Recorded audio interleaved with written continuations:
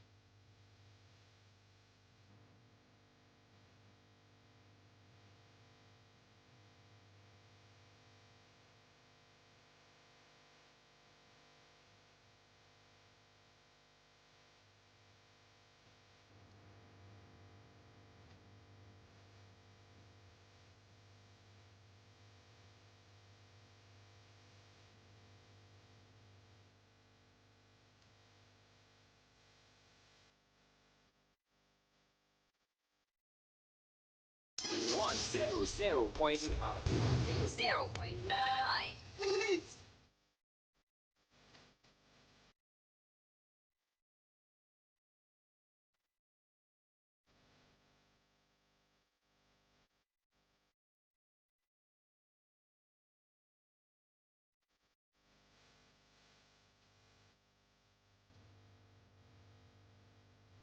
Meet FM Yo! the best station in the capital. Meet ADDO.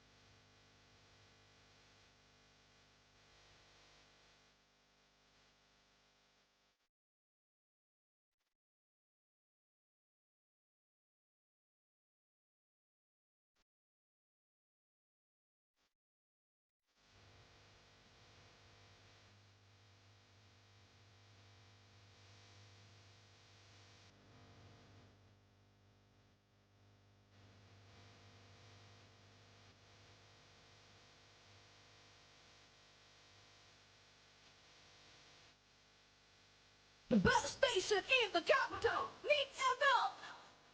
Need FM, yo!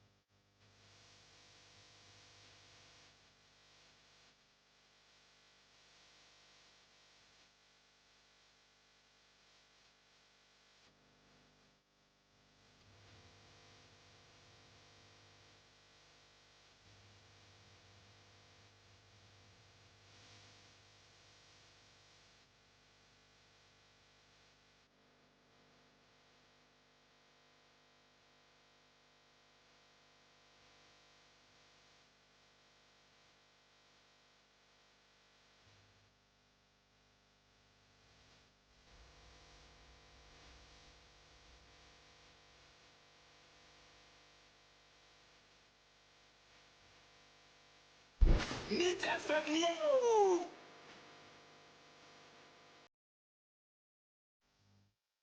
Need FM yo. And that's so nyamia ya dom. Yadi dwumadi a yefa no ASEM YIDIKA ewo NEET FM so brew. Oman ba yama wachi se won sorry ya o radio no. Me gidi se the NEET nti utie yende da. Na ende eye memory da 10th of August 2024.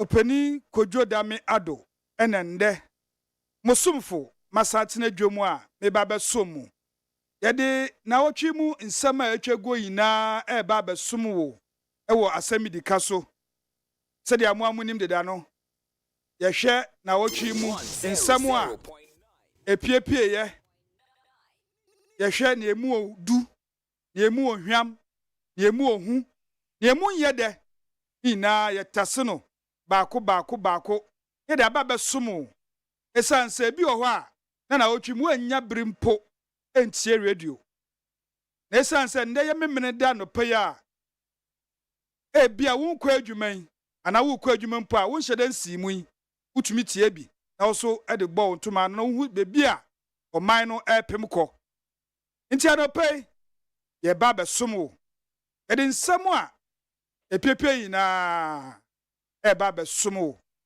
nti ye bese se usu ubeyi wasum weti na supem nkyeremu bia no ye de be ma won ne anopai na wutie so a ubetumi akyere wadwen ewo ye WhatsApp platform no so ana ye Facebook platform no so even Twitter utumi de ko ho and ye friend X and Instagram so ye twegu ho gidigidi enti ye WhatsApp no so pese wo send bia 050 372 1744 se misisu biewa 050 372 1744 Sarah on your Facebook platform no dem clear nti utumi e comment wo ho tese yen hye dwumedi na se kra no me hu se nkrofo astati a omo church a omo adwen kakakra because bebre na ho munim sama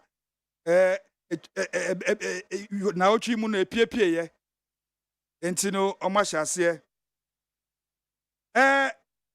dwuma ye di me wo producers omo no mugina mechi anopa bia memre da anopa bia mo amhwe a ahmachi so ye easy nanso omo bom ho modern so mba beta mechi na di dwuma yi aba besomo ye wo Julie Auntie Julie oba kama ahmachi osi onda oba be ye dwuma abo ne man Ghana ono ewo ho ena Francis Okokroko ono nso ejinem pampe pa chese me medru ha kra na owo hadeda ti Francis na Michelle na enu echi nso ye mpanimfo osi aboaje the darling boy onso tayechi Father Dixon onso tayechi papa Ntietiefo mo hwe this full force ya nda no pay de bremu ya na se dwuma no ya tu yebo ahyehye e de ba besum wo nda no pay na mesese se utia wo be frɛ onyonko so no suntie no no so afrɛ no nyonko so no suntie esanse na otwi mu nsɛm apiepie no emu odue ye de ni na ba bremu na ofa YIDIKA no ye de trending stories no ebe ma na yasa ahwe the big issue yen ya to ndi say the big one just asem apie ye mu oduye na de no so aba besomo ye firi ho a na ye ne openi Kofi Akpalu, founder and leader LPG Liberal Party of Ghana. Ene ne betena se na hwe nsem miensa ba ko ye Airbus bribery ba ko so ye ambulance saga no na ye sa ne na hwe ono ani party no nso going into 2024 na efe atwato no nso ye ne the MPP, NDC and MFC this group in see eno matena se omo reps beba fia na eno omo nso atena se na nsam a eda pono so no ye no mu ina atwetwe ho nkomo enti kire wadwen kire bra mi kese ya obetumi asende mbre no so a ye be kenkan ama sara nso na ye ba bepon a ye be bie phone lines na tum na wo a wutie ye na wo pesa wo frɛ na wo so kye wadwen o radio isui ana program isu asɛm YIDIKA isui wo so wa frɛ na wa kyerɛ wadwen akonya no bɛba na yɛnkyɛ ho kura no yɛmfi ase na wo twi mu no nsɛm a epiepie no bi ɛne sɛ Honorable Kennedy Japan ina waka kye ono an MPP fo se omo admit mistakes a omo ye since omo azumi power 2017 eba no the economy ni ho a che se ahokyira ba oman ni mu no ono a etu ne party mafo said they should admit and apologize to Ghanaians. Ahokyira ba no che se ebi bre pa in fact nti going into 2024 no Honorable Kennedy Japan say MPP fue mo admit mistakes a yaye na yem pacho enche oman ba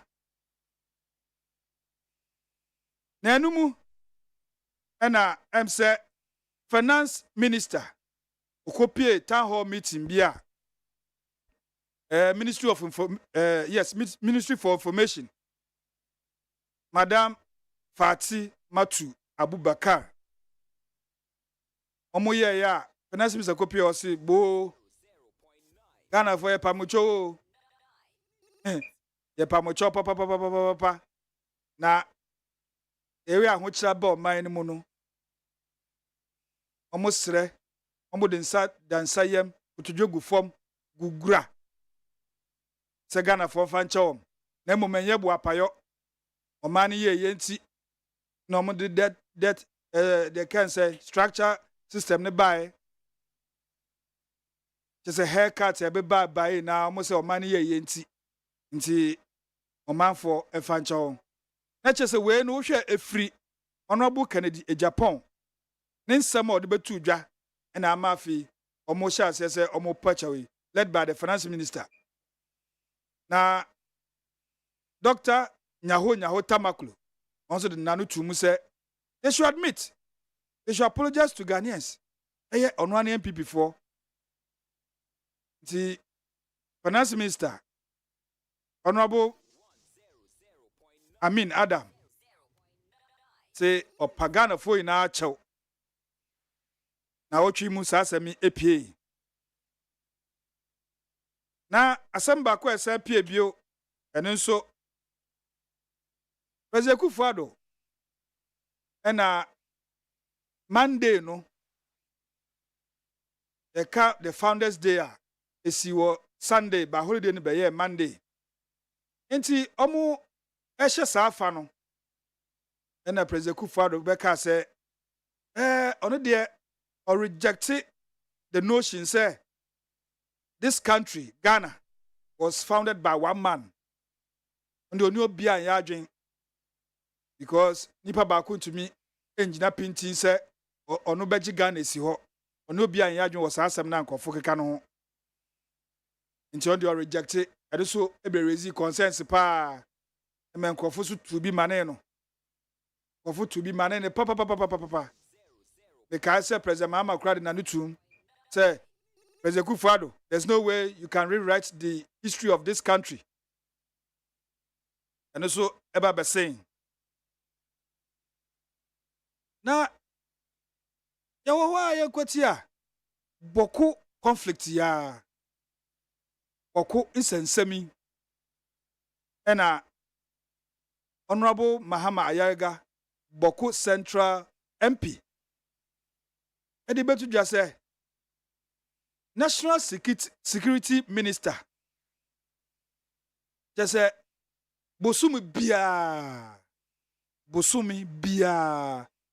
Yamano 600 and 6 million cities.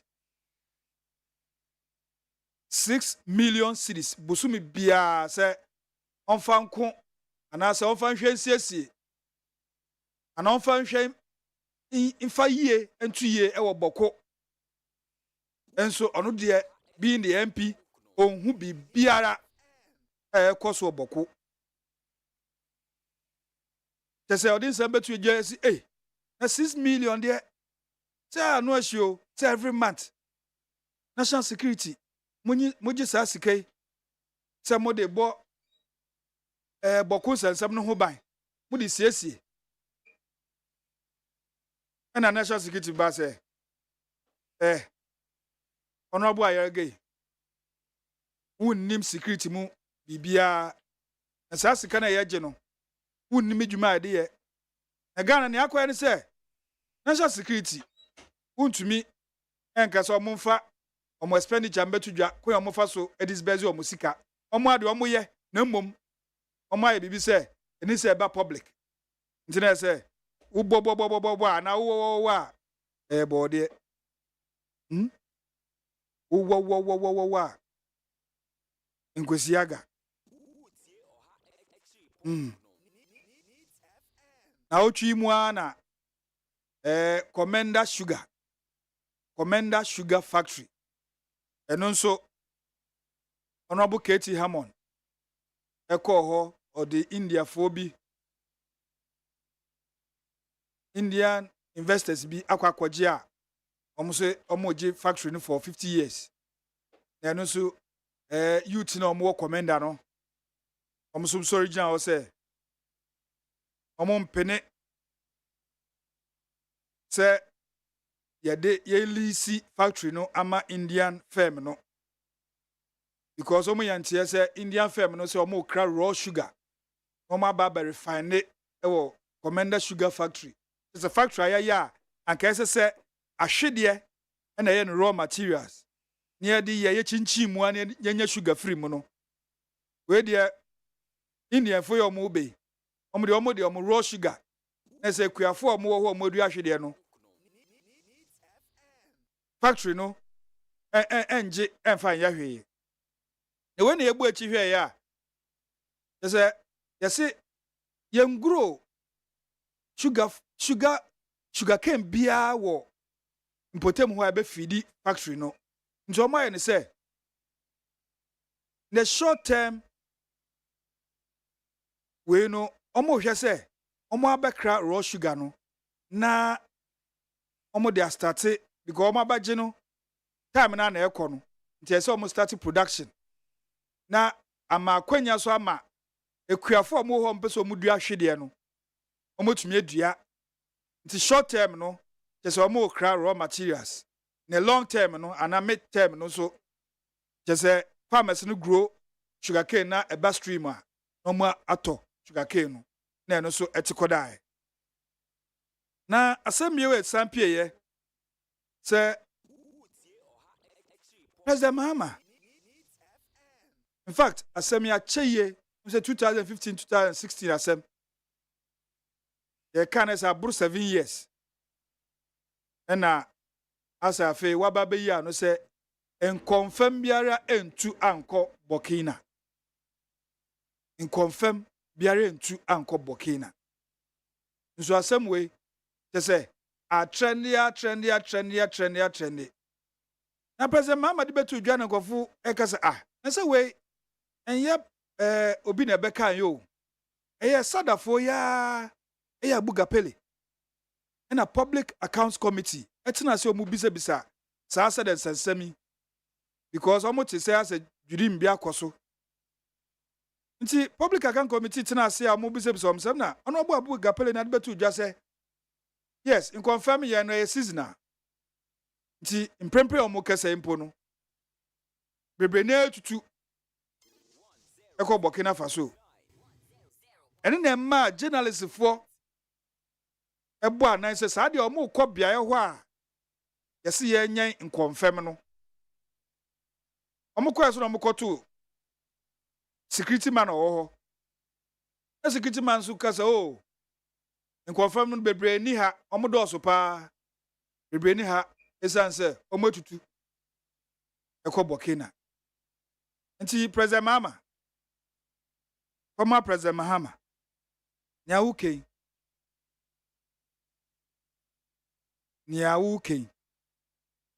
ayo eno so ebesen koy na Kofi Abochi ono ye dean of student ewo UPSC o say who hold politicians accountable a very challenging.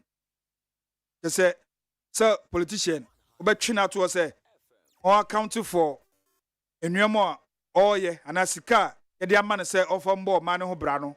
In fact, obetwina edin ye, and so by, say me, and so by my trendy kakra. Na enumuana we aye forced to betu just almost late October and November for the presidential and the parliamentary debate. The betu jo pe say hey and so say me mumu share date kra no party ni bia ye omu just omu there's no way they will come there's no way they will take part in the presidential debate. When yes masem President Mahama akachi edi aba ni aid Joyce Muktari Bawa edi aba so there's no way President Mahama is going to take part in the presidential debate na aye mudi abe ma consult say political parties no ombeba and I say mo organize party a opese oba na waba na aye for obi mukra say aden muna ya hye say mo organize presidential debate mo obi ana afi bia na election year bia na ebi musu ka say na aye they say omo organize because wo hwe ba ku bi atwa mu a moderators no kra no na Jena no pokwa jiman or a moderator and the running mate to John Mahama Kojo upon Kroma onosuna or a moderator and ne onso ye just a wire minister for information is or a minister for works and housing inti as I said parties omoba kwa se obi eni ho neutral okra mu ejefo me dem se obi an ye neutral eno so ebetwa mu koy na ye koye nim no na otwini mu na former President Mahama ede betu dwa sɛ aban a otisu yi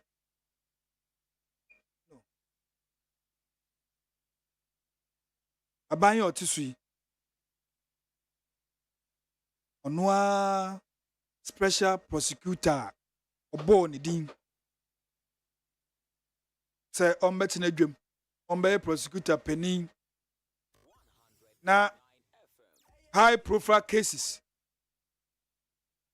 corruption related ombuechi no onhwehwem abanya na obo saa so en crowd to ho na osanso paw ne nipa first one ye Martin Amidu Kaiser Bans osini din na doso but a name is a nonsensical syllable okaka vetting committee ho nti din no doso a enka hwe. Second one, lawyer Kisi Ejaben. Na President Mahama betu jo na twim se aban no tata Kisi Ejaben. Aban ne ma Kisi Ejaben ye na adwuma special prosecutor on man ye na adwuma nti aban ne nja no. You should allow him to work. And President Mahama betu jo. Now the big one. Yasama a super na yedu so no na saasam no eni ewuwo wo ho a yebebo amamu na muso motie bi se wante bi a na yawada yo ho no mu a asa no pewienu na special prosecutor lawyer Kisi Ejaben on mounted big press conference. The bopini wa o say o won sam bebre e de tuja na 2nd February 2020 na o man pani e de nsam bi e kodan no say onhwehwem onhwehwem nti sɛ yɛhwɛ ayɛ sɛ 4 years ayɛ sa because February twam na yɛ 4 years na wado mo sukɔ emu travelings o travel kɔ ha na ɔyɛ mu course na ɔfrɛ nkrɔfoɔ na ɔmo ba na kache ɔne ɔmo di ho nkɔmɔ wahwehwem the Airbus bribery scandal. Ahwehwem etiefo abakwasam kakra bi wo ho a in the year 2011 August Ghana the Spanish Defense Subsidiary and Government of Ghana sign agreement bi purchasing agreement bi say ye ba beto 2 C-295 aircraft. Ye sign is our agreement to say ye pesa aircraft yama ya soja for. Na enumu sa contract numu. Ena ye clause bi ahyem say say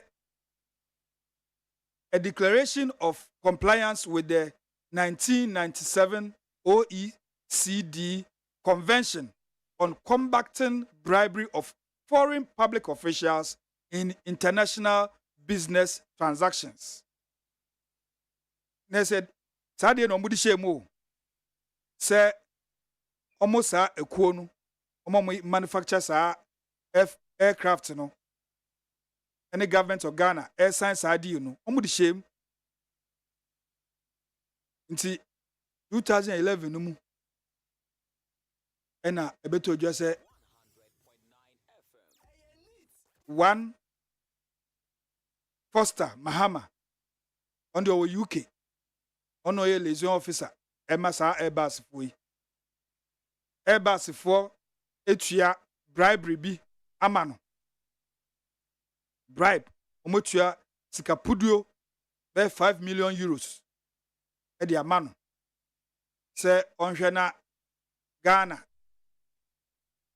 ye ba beto wiemhye no efrom ho na Foster Mahama onu so ne nua ene former president Mahama sabre no na President Mahama no ye vice president nti akwese wentwi bi ase munda ho ne nua na eye liaison officer ena ono so vice president ena o man no so pe aircraft nti kofo etwetwe say no once sa bribery allegation abandon say President Mahama so enim ho bi emma UK Sun newspaper a report in Basa say government official one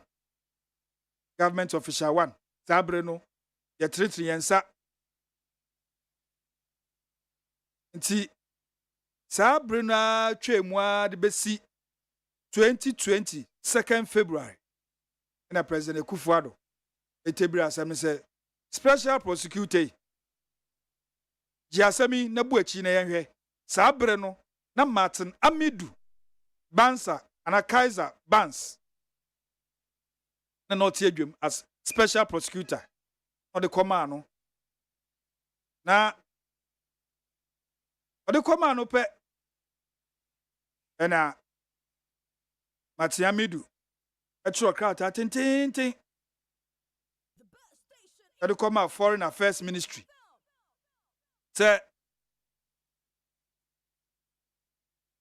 Omuma Adam Mahama and as a Foster Mahama voluntary evacuation to Ghana.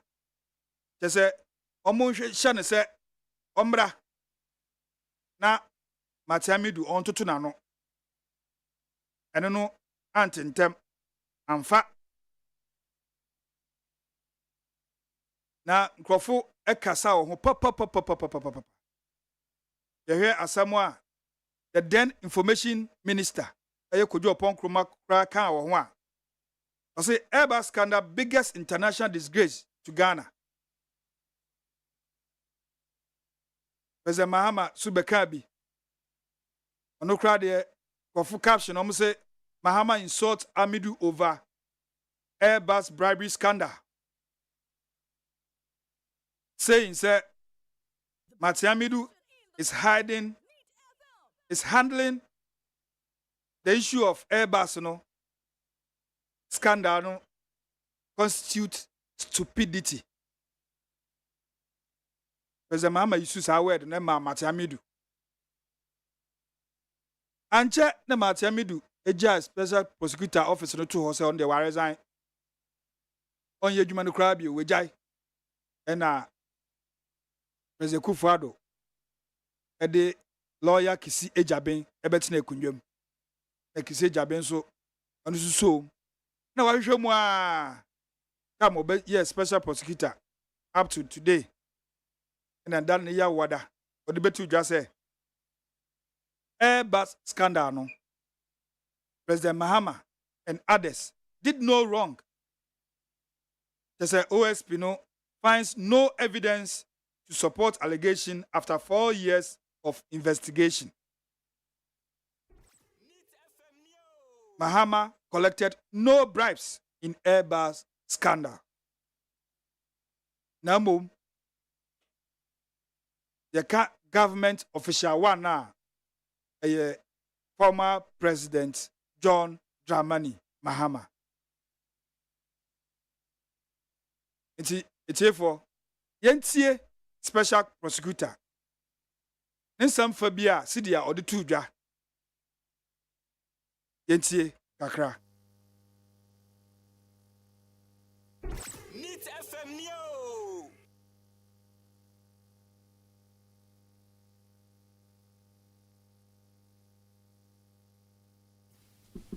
The OSP investigation found no evidence that former President Mahama was involved or played any role in the procurement and maintenance of the agency relationship between Airbus and Foster and its associates in respect of the purchase by the government of Ghana of military transport aircraft from Airbus.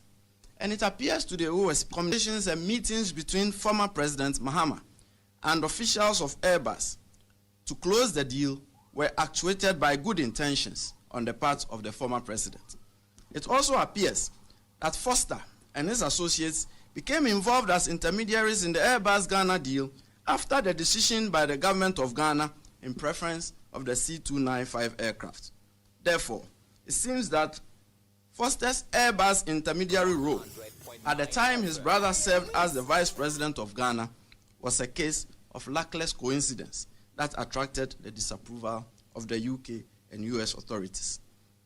The OSP found no evidence that suggests that the involvement of Foster as an intermediary of Airbus and the direct communications and meetings between former President Mahama and officials of Airbus to close the deal between Airbus and the government of Ghana amounted to any corruption and corruption-related offense in respect of which the OSP has a mandate. In light of the occurrences in the context of the investigative and prosecutorial actions of the Ghanaian and UK authorities in the past 4.5 years. So, the OSP confirms the identity of the following individuals. Government Official 1, Individual 1. The individual described as Government Official 1 by the UK court and Individual 1 by the US court is John Dramani Mahama. He is a citizen of Ghana. He was the Vice President of Ghana from 7 January 2009. NEAT 100.9 FM so na sugwe. It's here for Timwasumwa. Ebia na ochimwante tidia Special Prosecutor Lawyer Kisi Ejaben Edutujano. Say no fa assembly na Edutujwa. Na Edutujwa we you know. Former President Mahama the NDC flag bearer. Also Edin Sembia Tujwa Efa sa Asemia Special Prosecutor de Abetujwa say onye boni biya no moma yentie ono so nasama okae.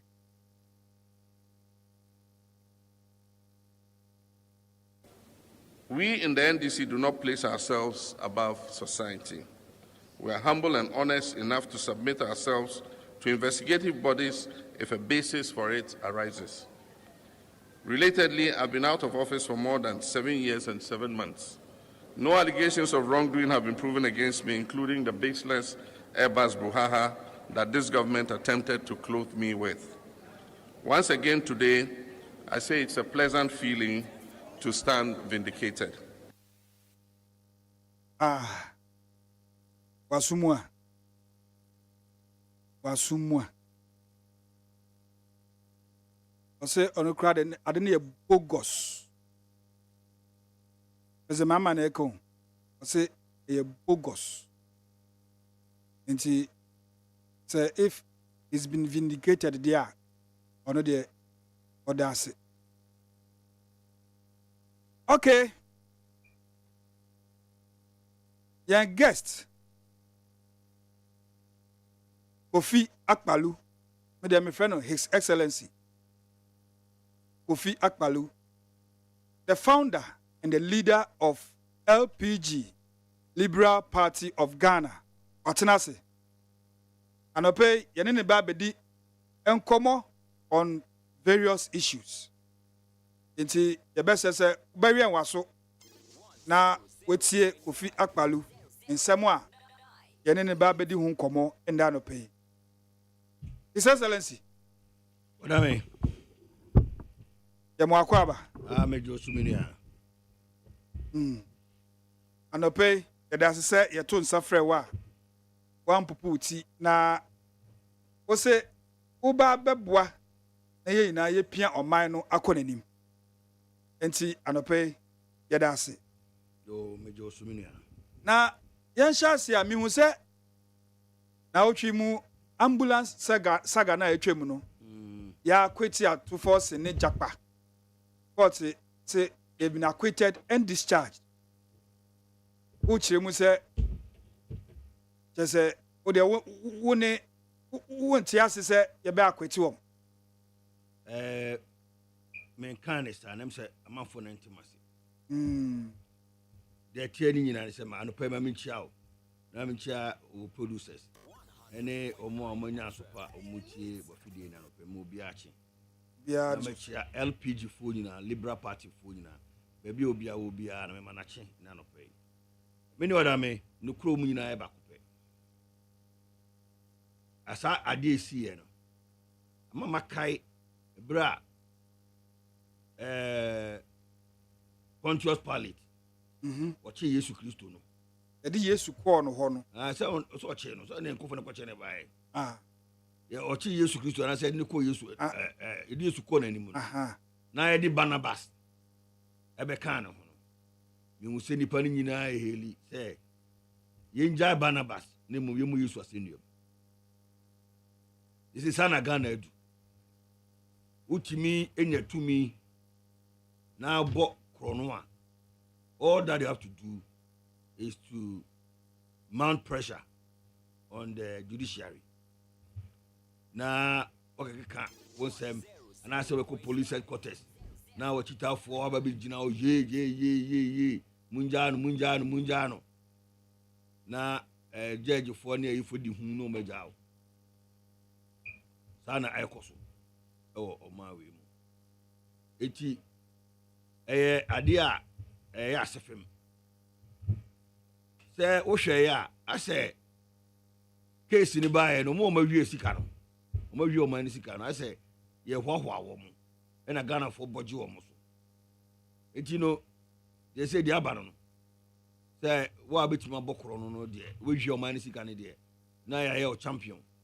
Na Ghana fo nyina no mudi wachi no mo bojo so ye ka it say krono na wa bone de nobody's interested na ade ajaje for no musro bibi sabio amafo di kontima ne twobo ebegina oso a say security force wo security for na ade Kenya security ni wo say Nigeria security wo so Reuters na aba yeah Kenya mo boru parliament Reuters mo ba o say emra na ma kwama tutu mbo obi o eti no police wa na atechiro mo sa gu machi o mutimi nya hwe so dey say eti no nipa na ba mutugu so a do maka so me mutima yo you know there minua that's how it is no kure de bakope no kure e bakope say Ghana hanom de hia and say obetimi abaye amanyo sem na abaye amanyo sem a na otimi hwia de a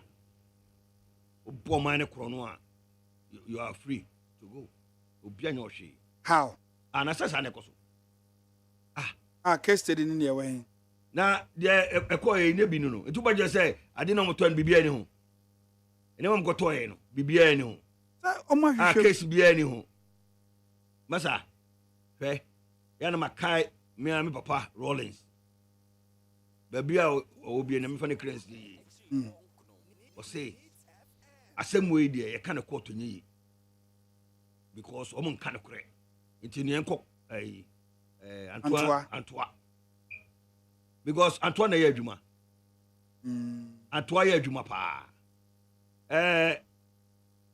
enra me hwe idea bi o social media antena na o kuma so no na abranche bi a obi atwa ntorato no so se woni na wo o ma kwa DNA no mko eni nyina no e prove se boy no ene ne nwe akora no ma wo no akora no ya ge na wo no enye boy ne ba ti boy ne si woni ge ne nada ge no so se boy ne nada ena antina so de ne so ne nada no ne nda na wo no ne mum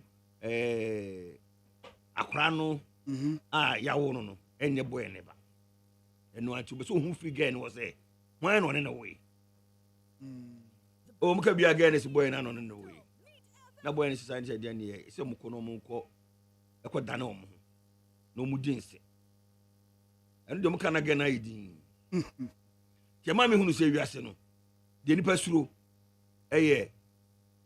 kuni mame yabo yes hwɛ court no deɛ no kura no deɛ ɛnsi kɔ hɔ no yɛ technicalities nti technicalities no yɛbɛtumi aka yɛ sɛ saa asɛm yi kura wɔamfa ama ntɛm nti na asɛm no kɔ yɛabɔ agu ɛno nso nkyerɛ sɛ nipa no ɔnyɛ odifo anaasɛ odibim but what you say nti no me sɛm na OSP ne mo ahwa ne kɔkɔ so ni nyinaa no ɛyɛ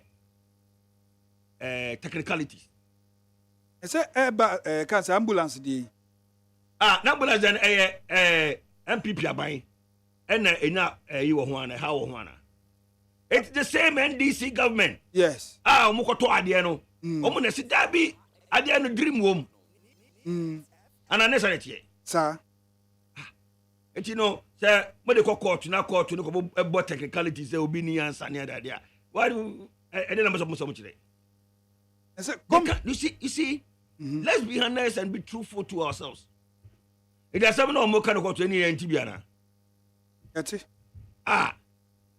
na yes e jai pa no ko na ma we be say no na attorney general Godfrey yabo ODAME say wa appeal in fact wa appeal so ampa wa appeal yamo pa se be ko Supreme Court no amon kwankwo ye say dem no appeal court no as appeal court no be ankoye fantastic it didn't go well anachi judges no mo ka sa asem no mo so mo kire say evidence before them no mo share the judge and some of the technicalities eno ne ye den that technicalities ade onum no kura ne pass was one for we am no yabo ato agu sanete a judges no oh yes and so omo dey based on the evidence available to them a bread to say Ghana hanum your mama for a bomb hudia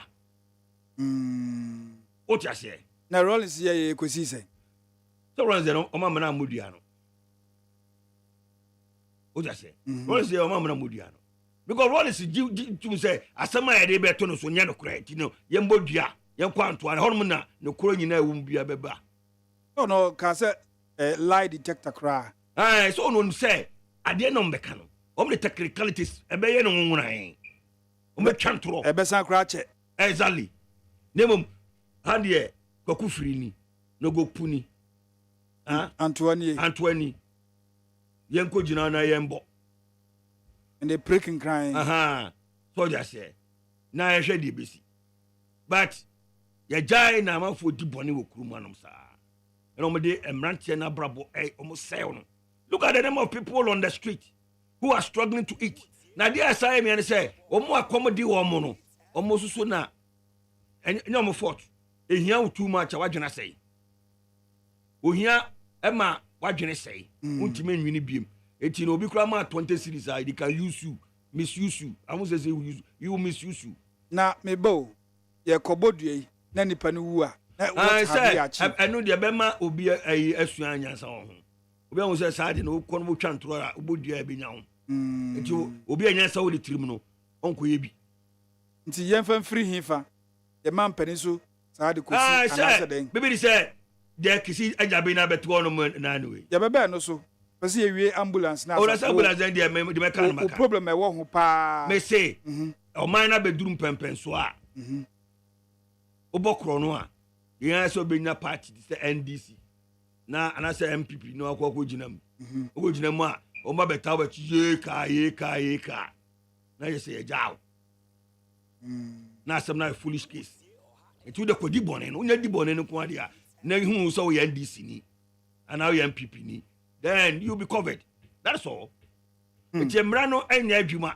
ena emra no mo judge for no so emra no enya adwuma said yes o mo ye o maka jo say technicalities all the way asha do onum pass ade na wo ka no ade ya show so for we sure ni ejaw o just say that's how it is you know mini ahomete na say who be your president or my mo yeah sadia no wo de beba we ya babo hudia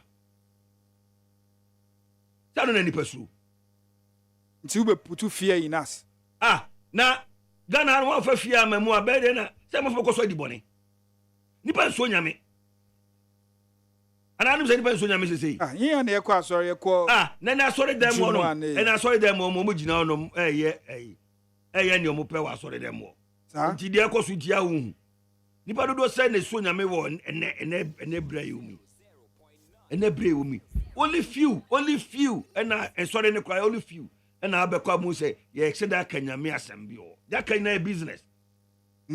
Yes, about 80% of the church is a business.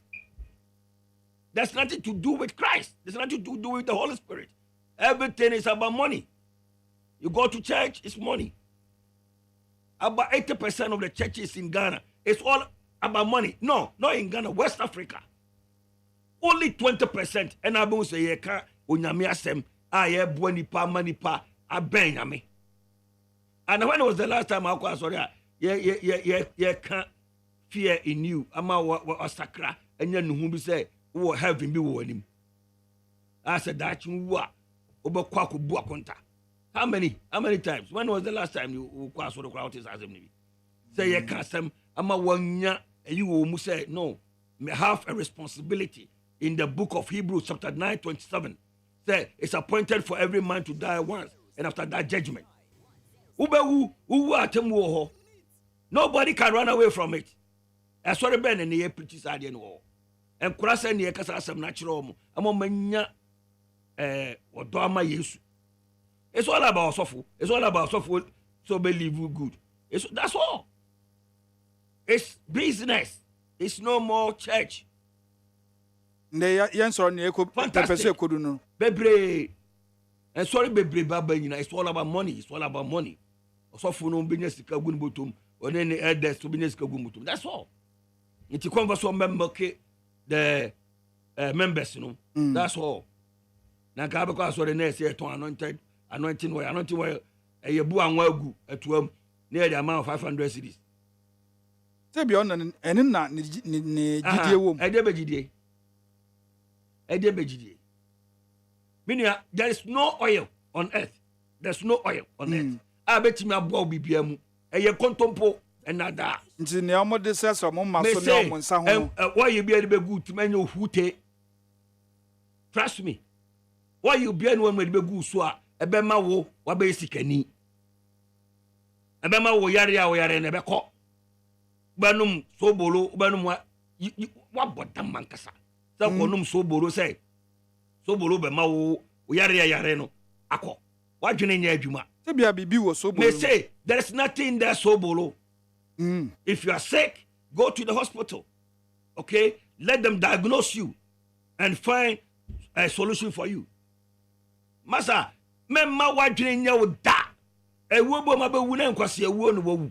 Now so power ma adwuma, na wa ma adwuma. Now o hye dem. Na o sinyakopon e bi hira wo. O hye akwan be so. E ba adwuma na wo ye nyakopon be hira wo. God is not a magician. Oh, just say. And a man and say Jaffoli. Man and what on 2 pay. Yeah, brace you on to you. But it's a so, Yadoso do. The bless your dorsal. God did not create you so lazy. Okay. God created you in his own image. Say he is a creator, so you too you are a creator. You should be able to create something. What are you creating? That is why when you go to the book of Joel chapter 2 verse 28, he says, a time is coming that I'm going to pour my spirit on all flesh. Your young people will see visions. And what is a vision? Go to Proverbs chapter 29 verse 18. He says, lack of vision, the people perish. And then the book of Acts chapter 2 verse 17 says, a time is coming that I'm going to pour my spirit on all flesh. Your young people will see visions. Your young people will see visions. And then your old men and women will dream dreams. Now, some way, I was Joel, Acts chapter 2. They are all Joel chapter 2 and Acts chapter 2. Okay. Now, why am I referring to this? God is telling you, say, he has given you a vision if you're a young person. All big businesses around the world that you see started by young people. Yeah. Take Nokia. Nokia started by what? A 26-year and 25-year-old. Okay, that's Michelin and Indistam. They started what? Frederick Indistam and then Michelin. They started Nokia. 26 and 25. Okay, now if you take HP, machine with HP machine with the Dell. That started by Michael Dell at the age of 19 when he was at the university. Dell computer started by Michael Dell. And then Samsung. I see Samsung there. Yeah. Started by Lee. In 1939. When he was what? 27 years. Wow. Okay. Now, phone had iPhone. Yes. iPhone started by what? Steve Jobs. Steve Jobs and Steve Wozniak. Steve Wozniak was 24 years. Okay. And Steve Jobs was 21 years. Ooh. Yes. Mark Zuckerberg. Yeah. Started Facebook at the age of 18. Microsoft started by what? Bill Gates. Started at the age of what? 18. So, when you are that tender age, you are supposed to create something. God has given you that power to create. So, what are you creating? But here in Ghana, if you are a young person now, and them say the systems has been so corrupt to the sense that we don't have the young people to make it. If you are a young person now, you have vision, so you end up going to church thinking, say, oh, my man, papa. But before piano to control life. Mijidi. But before piano to control life. Me sorry, pa me sorry, and me bahano. But before the sham or come more say, oh, my mama. No, to me, uncle, on my own, sorry. Fantastic. We never put my joke. Yeah. Uchi, you know, me, I don't believe in, say, oh, my man, papa, me buy ye, me na buy ye. What I say, me buy ye, the city. But I'm sorry, pa, me say some didi. Yeah. And I said, when I'm a better, and know what I know, go many other there. Medi my feeling come back. Me didn't me who say fufu. I want me and I say I bet you medi come back. That's all. So I don't put my mind on those things. Don't allow anybody to misuse your brain. So be catch yourself, or be show fear in you. What I say? Na say in sorry na ADDO so o man mu no eno kra ka ho na ama nipa bebre ye corrupt na. Yeah, that's it. Because I saw for number bebre corrupt. All the Iti ye kwa so ye nyame na ye kosom no. Oh, na de ba ye ndwuma mu a yetumi replicate the same thing. And that's why obi kwa sorry no wi adwuma mu obokro no wa adwuma mu. Obi wa sorry elder. No I am robber. No koyi tight akase. Because there's fear, no fear in Christ in them. Yes, Yankopon bo no fa onto ntem. Uche. Nti na sunsun metu mfo ho. Na wo fu aso se aka wo appointee bia de obama na so e. Adabio, so ka court no. Only so one J bribe. Yeah. But bribe no so watch it. But also one J. Court to the technicalities ye down. But who wakumum? What me aswa Yakupon ani maka Yakupon se men J bribe. So that transaction no one jimu one city. Na sanka jakpa ne ato force mo se e de omugina antwa anasa ko no trim. Ono ani trim. Omusa na mo se me manje hwe. O ti dem jena se. Na akunta na wo ho. Obi abebu akunta o. So won fa ho ndi. Na no krofo gidi. Won gidi a e ho. Masa, when I say akunta ni ho. Akunta ni be kro be fa na sase wo so. Be fa na sase wo so. Na wo hye ni pani bi. Na o ma bra boy basa ya wu. Asofo ni bi wo no ma. Nse bi musu di bone pa ba still. They are on their feet. Some they have the time. Now I saw for bear 4. Met my boy Mudin. They were so popular because of their deceitfulness. No more that danko phone lady. Omu basa. Omu basa ukrumwa. And I own baby. I saw for baby. They died miserably because a contomponi nada. Masa.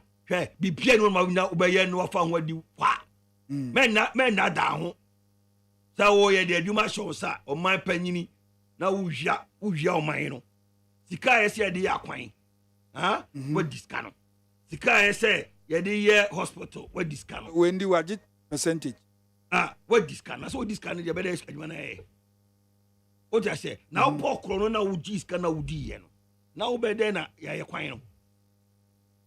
And I said, better in the hospital. So because you think say who the Oscar, it's your barber quabrucha show yare. Now brofono comono, omujis cannot come to this can come about my barber abashon yare. Common sense. Everybody should think and put this nation first in their deal. Because Sikanin, then are the bear.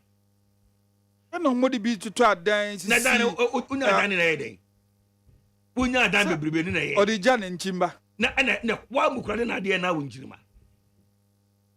No, I'm asking you a question. Minia, the CIA. Unya sika. Say na betuma di na de.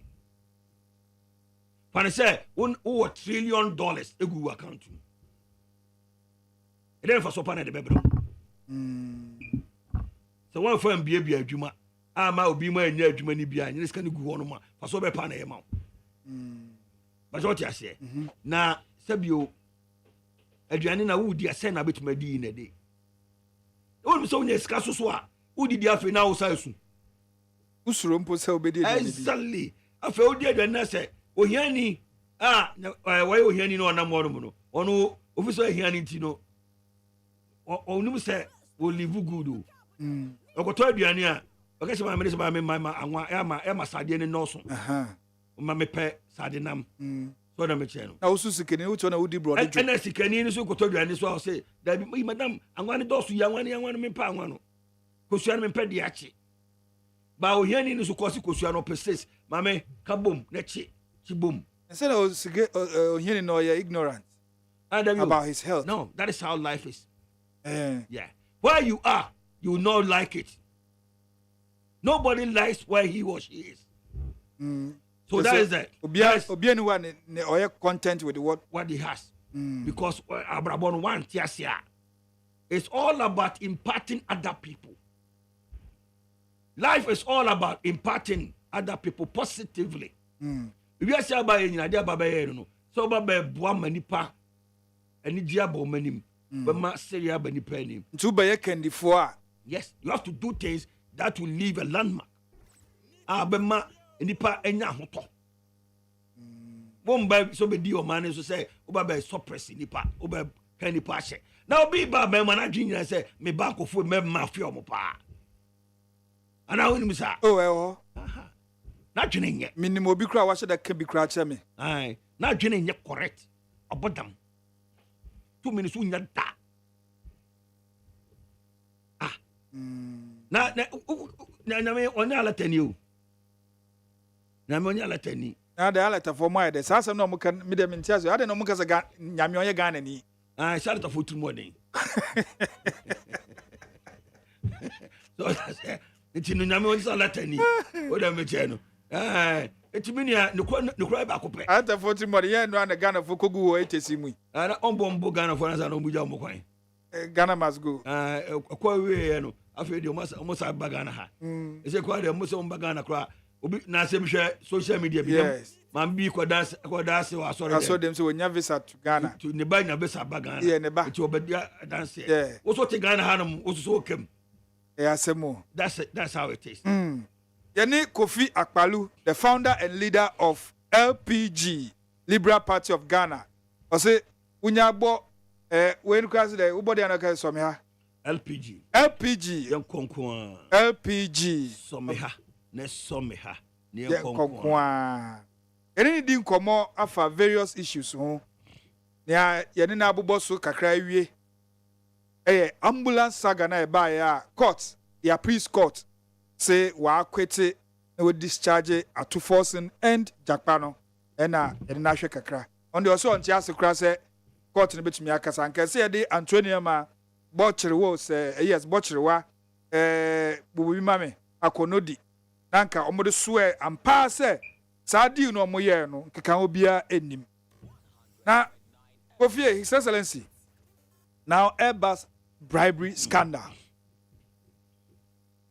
2020 February and President Kufuor de ma OSP the Denmark na medu say ombomwe na onfa sem no bibia eda enkoto matia medu ojato ho na kise jabe beso kise jabe de abetudwa say after 4 years of investigation no President Mahama no so now so UK court no de omuka say there were some bribery allegations BM say 5 million euro say ye de ama President Mahama nua e Foster Mahama and OSPC sa nkrofo na obi eni ho a e ka obi a e wo no on wa clear former President Mahama na OSP or court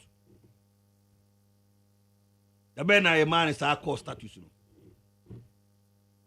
the ben na OSP ye ne say we judge o kuruma ma o pass judgment why the man is to me no onim de okeka sa ko kiseja bi no onim de okeka he doesn't even know what he's talking about olu kiseja bi no akwaje ne shana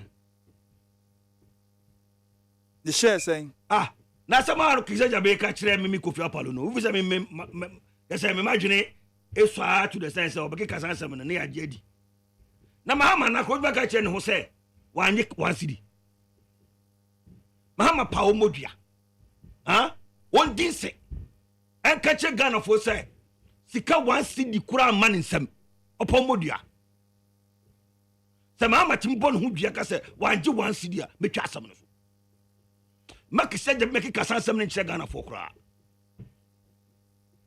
Let's not say that Gano. Some Mahama say 100 percentage what did him. Can he say that? Now, an officer, I don't want to be a 3 more. He said that baby serious. Yes, I'm not catching. Some Mahama and Jeshe. Now, Mahama now cross back at Chen who say 100. Opa, Mahama. O me anko no gopo ya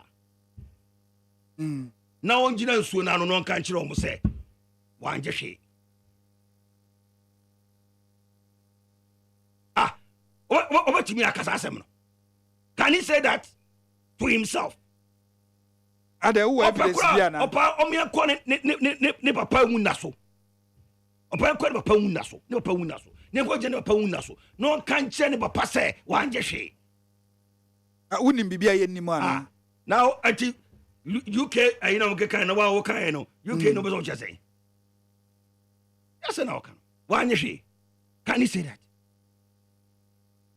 ana that's no kan me dey na nkura na okuro mu a mate one benefit can you say one benefit what benefit what any percentage it what me kan kire say sa technicalities in the mamon fa makuro mu awu na sabio Ghana for ni nya na yagimi o na me am an accountant by profession. Yes.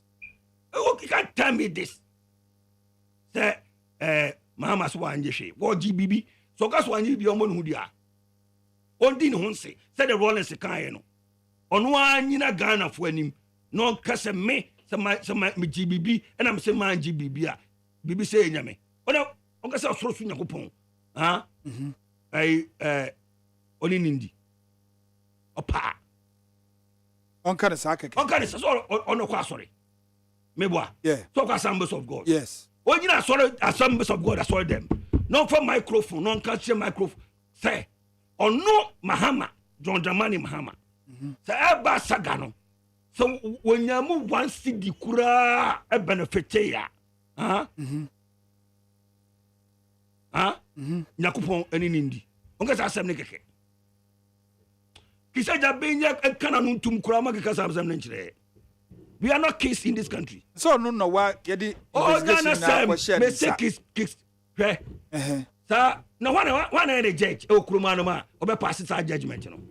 So no say na ben we arrogate to himself say we judge o si per the investigation no wa ye correspondence on UK investigation who asked you to give that conclusion?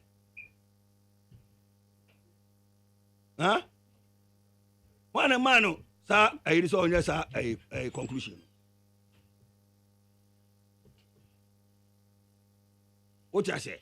Yeah, nyan kura wo kroma no. Yeah, nyan kura. Me nua ODAME. On the why on di ne ho nse. En ka che Ghana fo nyina say, on ka na Onyakopon anim. Assemblies of God aso dem o. No ka che Ghana fo nyina say, ososu Nyakopon oni wa dance ni. Say me GBB. E na maka che Ghana fo say me nje hia. Ewrade ni mindi. Say ewrade man GBB na Ghana fo say my be ewrade. Ese kise jabe ndi batudwo ono so akasa. Kise jabe. Me chese president mama. No kise jabe come so waje ne percentage. And now come into us. Sky. Now some boy about your to one. What is the meaning of that? Now on tie the Matiami do kind na. Or say he couldn't do it because it was an election year. Okay. And he didn't want to do anything that would go against John Mahama. No, Kiseja Benedict. He want to do something that will favor John Mahama because according to the percentage on. Kiseja Benedict, Why suspect? Yeah, subject to. Oh yes, why suspect? No man is a say, "O Timmy Baby Jinabon Tikas ASEM no Kikano." Who gave him that authority? Who is Kiseja Benedict ASEM? Is he a judge? Oh yeah, special. No, me say, why a judge? Why a judge? On your judge. So why should he pass that judgment? Now I am Krakana. Me call law school. Now me call law school. Doing na mitrim. That's not Kiseja best of Kachireno. We are not kids in this country. You should come and tell us this. Until they also say still there were some bribery. May say, baby, I met me. I signed John Mahama. She said 100 percentage. Whereby or no John Mahama. Be Jenny Kupuanim. Was some base of God property so. No, I can say or Kupuan na dancing. So a GBB and also 1 GBB and a million Indi. I saw me party, I don't know. So to be Gina, sorry them, property so. Our assemblies of God, our honor. And I'm in 2 places. Never pay so. So don't get my penny with us. So I can't pay with us. Say, a Jumana, only in your year and when no percentage be a man benefit ya. What just say, Sir Airbus no, when it Nabusa for man benefit you or who Namini Indi. Never pa some my any Indi. And what I may share. So to because I some check Ghana for the idea. I be Jaja can I don't know bet me aka. I don't know any Abusano. Next side there are technicalities now can na there nya dwuma ya so mo. Now that's na okano. Ya nyankura. Masa ya nyankura okuro mu anu mo. So we be to aka kasa some na che na me me ku papa ma jedi say okay na kisa gijabe no we judge. Na judge for kura kasa kura me se mintie na kisa jabe aso no beka. Masa judge. Yene Owura Kofi Akpalu, the founder and leader of Liberal Party of Ghana, LPG. Yene di nkomo. There are various issues. Ebini ambulance saga. And CIO Airbus bribery scandal. 2011. Ebeto Odwa. And as a Ghana, yene aban bi esa contract say ye pe. Ewiemhyen mienu. Eno na Ebeto Odwa say Airbus for no mo ye manufacturers no omama bribe the ama ye former president, the then vice president Ninua ye Foster Mahama and ene Owura Kofi Akpalu etwetwe nkomo kakra na His Excellency Yaminia say aircraft mienu aba ewo ho me Ghana Armed Forces use enti anka obika se boni bi pa wo mu a aban betina so sa achew 7 years na ewo mi maza ena omo so aban ya no de koma Kiseja ben se onhwehwem ena Kiseja be de abetuja se Mahama ye hwe na mum President Mahama UK court no description as government official 1 and there you know also say won't ya say nemo ji say na me say na Kiseja bi na be pass sa comment no ma me majatum me ma say man no o da say because Kiseja bi timi ka say me nche me go for na me majatum say Kiseja bi akanti no Kiseja bi ono o judge say Kiseja bi onye Kiseja bi keke on minor mano me say to me bi ne nipa na ye yes me say eti media ne say Kiseja be say mama nya hwe yes ba me say se mama fisi wonye bibia me madwene mu no echem so ayi bibi wonya mfa so afiri ade no ho ni so wonya bibia mfiri ho a ombo ne ho dua then we digina so e ma wadwen chew say na you keep to na ka chem say egofo no atua bribe o tia say na atua bribe ne ma ho ya ne ebo ni di me ebo mi di wo we ebo din na nipa na yabɔ ni sɛ twa bribe ama no wo ki sɛ Jamaica kyɛ sɛ wo yɛ twa bribe ma no what bi da sɛ bi ɔno rere mu na wako onya na sem na yenka asɛm a ehunya wo Ghana minia ne kura ba ko pɛ ki sɛ Jabe do keka nya oboa aden sɛ minia do keka nya oboa asɛm na ewo mu nyane sɛ jo mama si won gi bibia ngba sɛ Jabe so nso ngi bibia the only place onim sɛ obi aye bɔne na onye bɔne no osusu Nyankopɔn eti na no pay sɛ kyena kwasiada yeah mama bɛkɔ asɔre kyena miss ɔkɔ onyina asɔre dem mo no nka kyena Nyankopɔn sɛ Awurade anɔpɛ me sɛ Kofi Apollo keka no wɔ yi sɛ me magye bribe ti sɛ me nje bribe ɛna Kofi Apollo de asɛm to me so a Awurade ɛni Kofi Apollo na busuafo nyina endi na mom sɛ magye bribe ɛna me so meka sɛ me nje bribe de Awurade ni mindi asɛm we are na o pɛ sɛ president mama bo odin keke da wo mo minim yemienu na yemu ehudua ko me ma twiri mu no wagye ɛna kisia agya me bɛkeka sanse mu na kyerɛ ɛnya nkora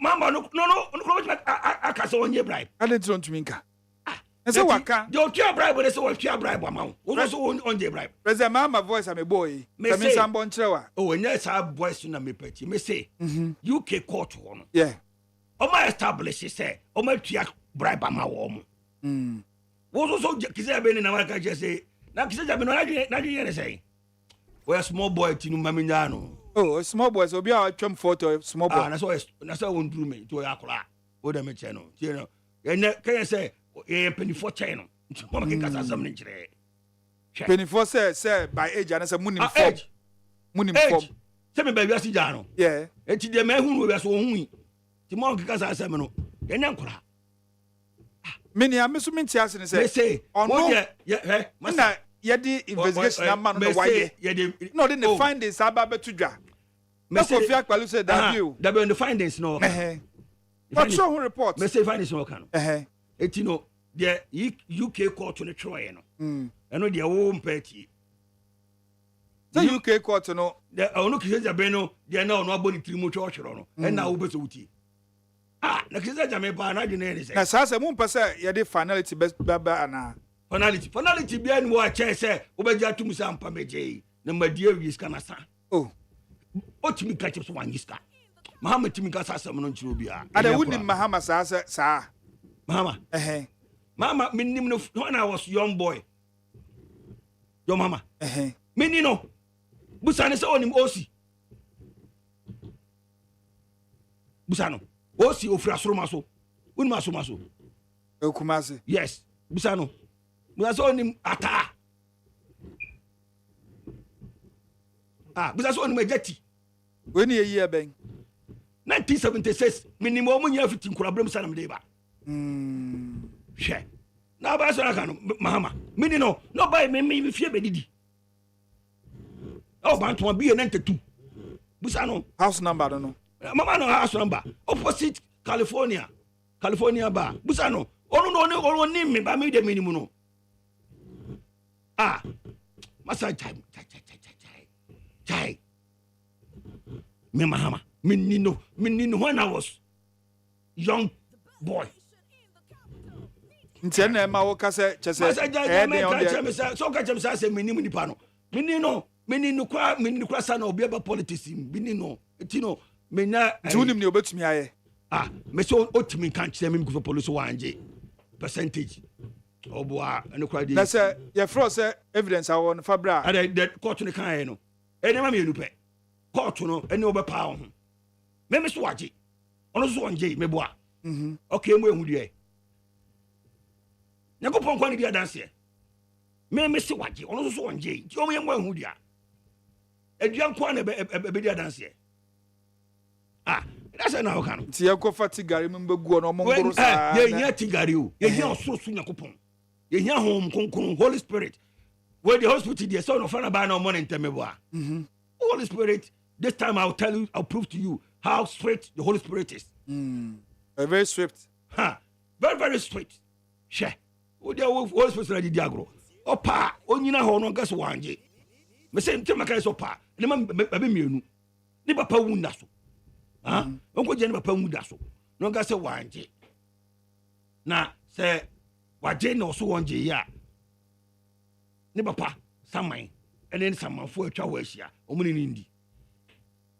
Yes. Now so on timis asura. Onko asori dem machina kwasi. Ade o pese president ma owu ana. Dan e kan ko e. Kas o meje nemum medi asa. And they say baku guy say one refund S gratia or say bullshit no. What's this comedy we have no something. And you can say we are in the ASEM. O just say back because one ti dia boa. One you say. Just can the waji bawadi. What I would be a campaign mas kanasa. Wa since that time ya time is time or this can and no doubt about that. But to me kasa one GB OGB. Mr. Mama say one jehe. Oboa. And kwa no timi nka. Na opa akwabu say one yamade eduhwama of bin sasa na ho. That's na kan na kan nua na o ma nua ni bedi ade na nim no. Ana o mafra wo Sani nua no ne sa Airbus fa ye dwuma che. Me say ade tina wa ma wo. Wo wa media nim. Na wo ka say enkran kwa de okuruma. Masa obia ni da ho. 1% in the waje, it want to gas one na kisa jabe de wonya na so ka no. Say 5% commission. Me say ebo na da so no. Obia nim say ebo no enduru sa. Sane to sa machine no. What I say? It's on percentage room. Nti waje ne percentage. Obe pese other institution bi. Oh, me say, wait, and fashion breme. But the truth of the matter is, the Kisaja Beka name him. The Kisaja Beka no. One Asumano. Where judge? A good for Nasumano. So, where judge? Where appointing the judge? So, she should. The Ben where any judge? The Ben who found you so who may say to be a man, not one so may press conference obey. Who asked him to come and do that press conference? Why? Who asked him? Onilo so bet me I saw press conference. Me ton bibia my you. He can't come and say anything to us. What does he think take Ghanaians for? Manager, Jaja some now okay kano. He said that be mami ke kandi any go say me kano probably. Yo.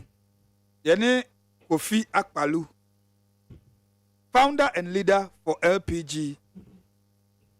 Na yene no atna se na no pe ya hwetwe nkomo ya hwe various issues. Kofi yambre last leg na aka no ya hwe o party, the chances ne organization say mo file for MPs me hu pictures ni bia wo dey update here no various constituencies amotumi afale bi and I say 2024 ikwa still mo beko na mo kwa one Nobel presidential candidate na say obi fufu oba nti mo chances 2024 elections mu and mo preparations anything.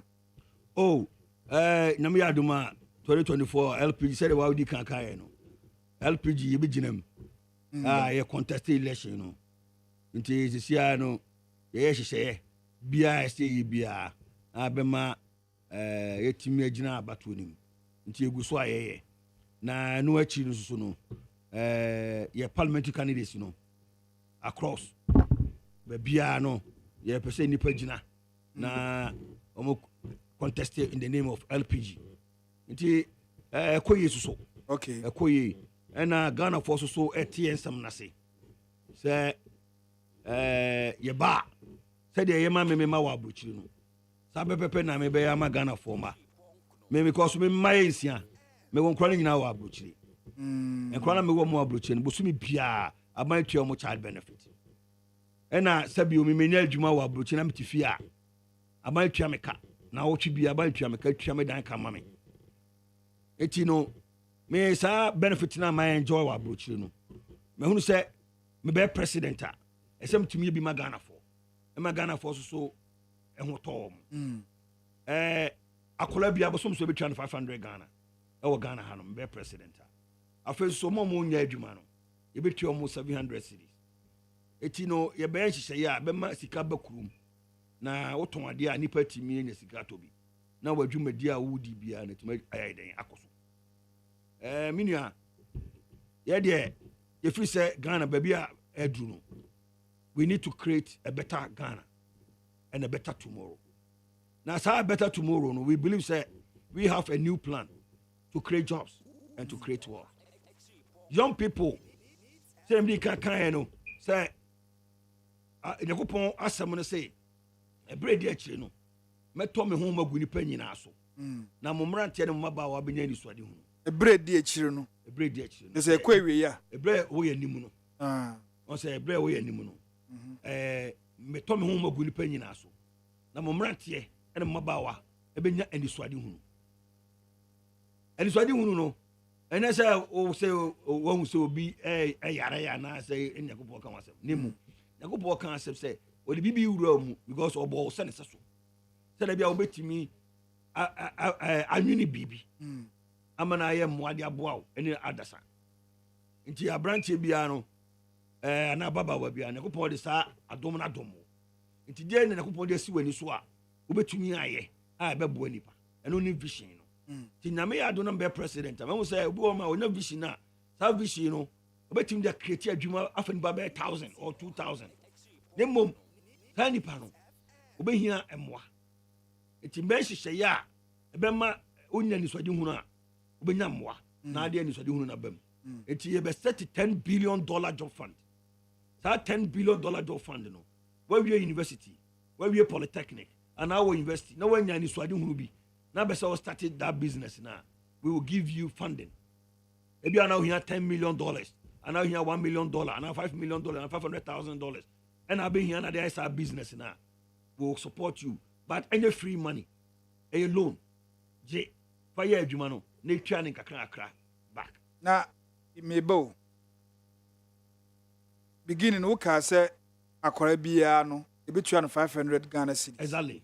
And now, Omomuye Jumano, so you to know me, John 700 cedis, yeah. This is our sense of the then $10 billion job fund. Job fund. Yeah, I know that they borrow more. Yeah, besides, Tasikai, the first part, no. The Nkwala 500, the youth Omuye Juma 700. Ubonya wa hin fa de ade sa de no. Me can cedis and say me can dollars. What's the cedis? Cedis one nature. Ghana yen na etwa sika. One nature cedis no. O man for us na etwa man. Sa. Ne Ghana by nature. Ghana by na etwa. But it's under. Is Ghana by nature one hweso. Ya na yehwe so. Enti no, say me president. Na me say me will be bia. What is wrong with that? E so betwa gum keke. Now they Kufa ba won choice can be. Masa, sika we if any say. Sika we 200 cedis. But you want to try. Kufa do pensu ya. We say. Kufa pensu 50 cedis. Na be ne Kufa to try. We atamos to try. No. Atamos. No. Atamos. No. Atamos. No. Atamos be twa 2 cedis. Me say atamos the try we. Na Mahama e be try the odi boko na to so. Sir, me say 50 cedis there. No. Atamos introduce it. Oh. Kufa there we tried Kufa last morning 20 cedis. Kufa twa 50 cedis. No. Kufa try 20 cedis last morning. We try 10 cedis. No try 2, no try 5 cedis. No try 1 cedi. One try 2 cedis. Yes, we try 2 cedis. It Atamos man we try 2 cedis, no try 50 cedis. And the Mahama say 50 cedis, you know. Water magnet wa na ye weti odane koko na ye box bi na e exactly. It masa me say aban bia ba otwa bi. So there's nothing wrong. Now 50 cedis way. Mahama dey try. Mahama dey try. But we mono one print here, na go na print here. Different signature kra na wo so. Me ba cho do print here. Abi. This operating way makumaku billion na. O ka bo 50 billion. Now we no so 200 operating makumaku billion, 200 billion. 100 cities na go for the try na one try. Go for do. And also on do try. So an kan chiro. Yeah. Charity na me ba na sem 500 cities boom. Na abosum bia mi ba ko bia ma akola bia Ghana bia say akola na. Na say economy na obese no. Na da ku fa do ba twa to na kwasa economy no. Eyen na ye hu chi yen. O chiro. Jana pa be obi ma say a obeja na wonye. Nsa me hu chi mti meje.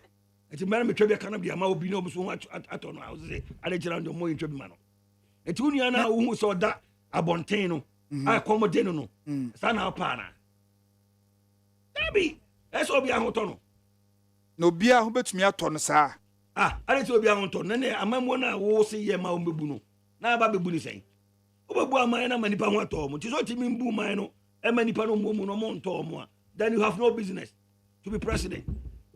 And now Jamaica no just say that's nothing wrong. Afi bi ento koko wa ha. Koko. Ento koko. Ya kwaje bosia na de beto. Bosia na mo ja na dollar na cedis. Dollar.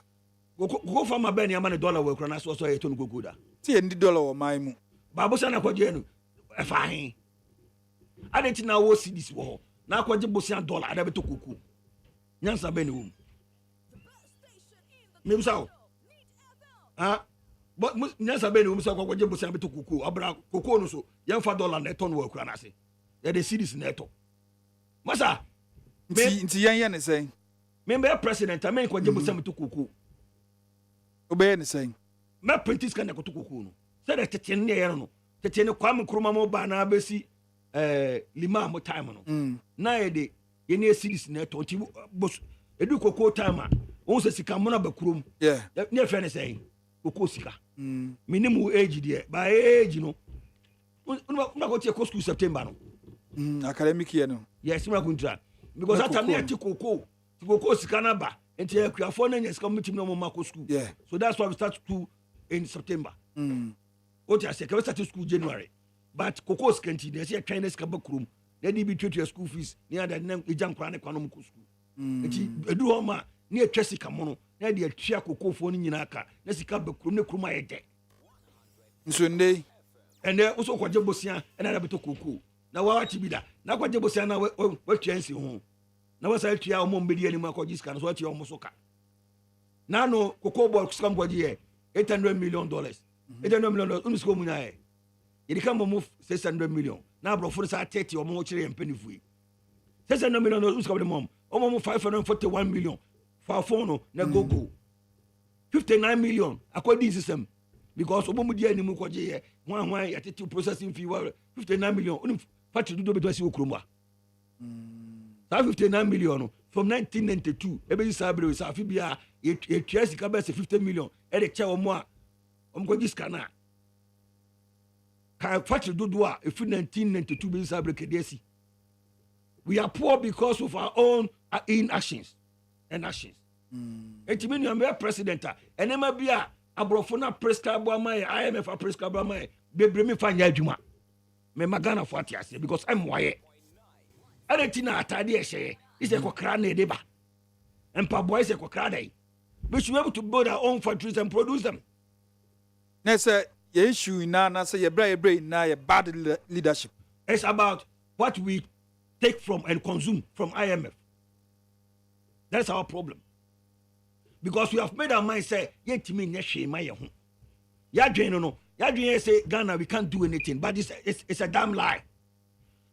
Minia, adetina ye oil, akodi abrofo nsem. Adetina ye gold, akodi Newmont, Gold Fields, Anglo Gold. Omo na etu gold no. Won dey bi ko tu dey so e galam say. Masa, me be president, me Ghana for to gold no. Adetina say dey lithium. Emma abrofo. Why? And yeah, foreign investment. Foreign investment. Na Ghana, they are ultimate creative investors. How much do you need? We have $500 million. $500 million. And 2% of them say ultimate in Ghana. Oh yeah, Benya. Now if you are saying for Brunina, or for Japan, no they call. Because I pay about many nipa 1 million. Our Ghana. Obi abeti me amount $500 ama wenya 500 million. Hey minia na me adon be president I be anyama foforo anyama foforo abebo Ghana for pa ama Ghana for adie etimi de say me adon be president young person also start to business bia na ebebo awo na wa be business because him say yetime bua na be business abefa nipa ombenya adwuma ye den aye na so nya adwuma ye me botai ne some be president within 4 years you know say to me create at least 1 million entrepreneurs. That is my business. Say be president. Na ma bo me nipa 1 million. O ma be entrepreneurs. O ma be nyuma, no ma fa nipa. That is my business.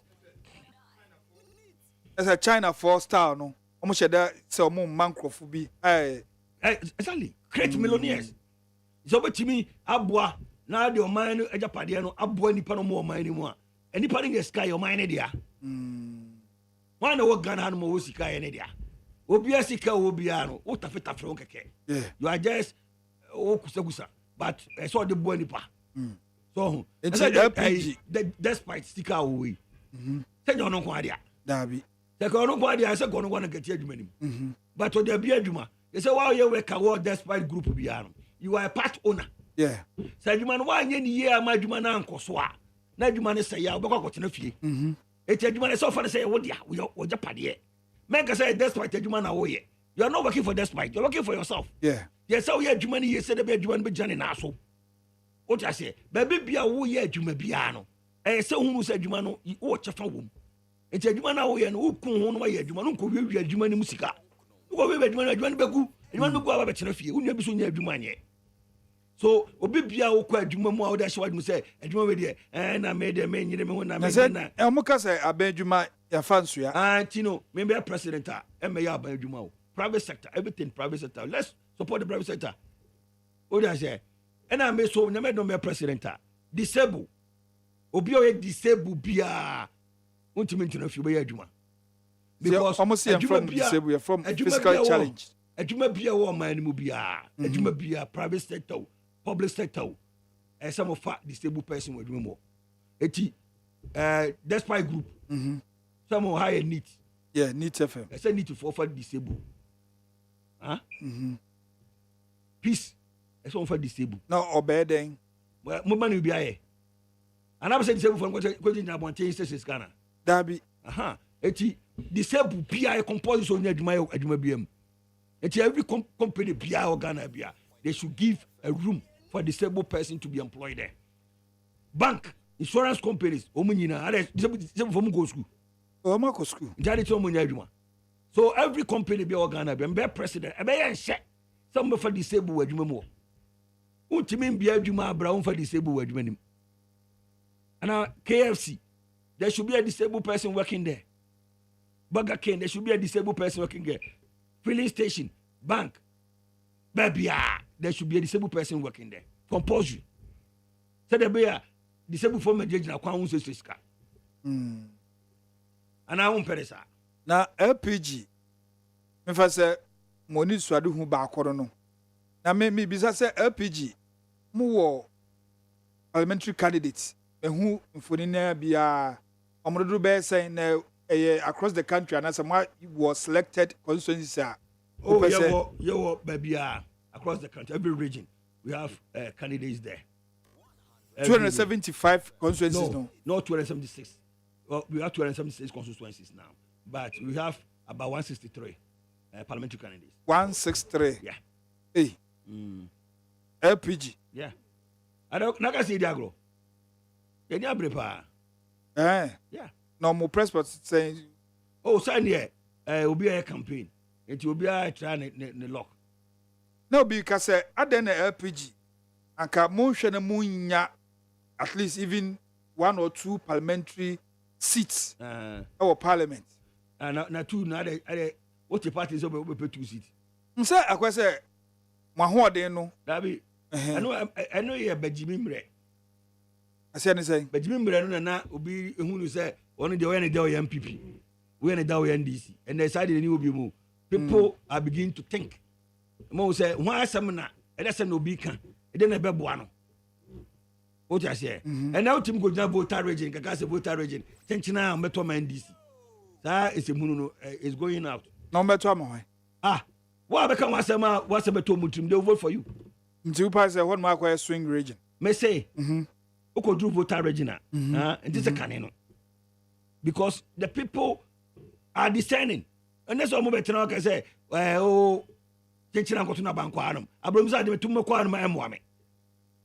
The same thing applies to Ashanti region. people were discerning. Who Timian is said, Benjamin Moreno, now acquire Sanam with the idea. I the Adi, could know. What did you go for them? Sanam with the Adi, Benjamin Betwaman. I had to be Dickesepa. And now, Unanisa, Ghanaians are reason up. Who could do a baby? Could you say, Massa? Yet they're about to because I bay ya beto ya 2 years who so part na eda ho no e no a me just say yan 2 years na ye be kasa kasa party no yeah new parties no and I am boy ho modin ya adwuma and before no so no na nkofo no bi we na den ha no woko and so do man say abi MPP na dis adada wo mo they need a savior and the savior is Kofi Apalo. Because when they say I'm the hope. And yeah, lip service kake. Lip service. Some make you lip service. When you do lip service. Yes, I will cannot be really power kake. I'm a free SHS no. You be shemu kina. Said the be akurabia wa pass JHS or QSS no. When you say be pass JHS or mo QSS omuntimi ko mofie.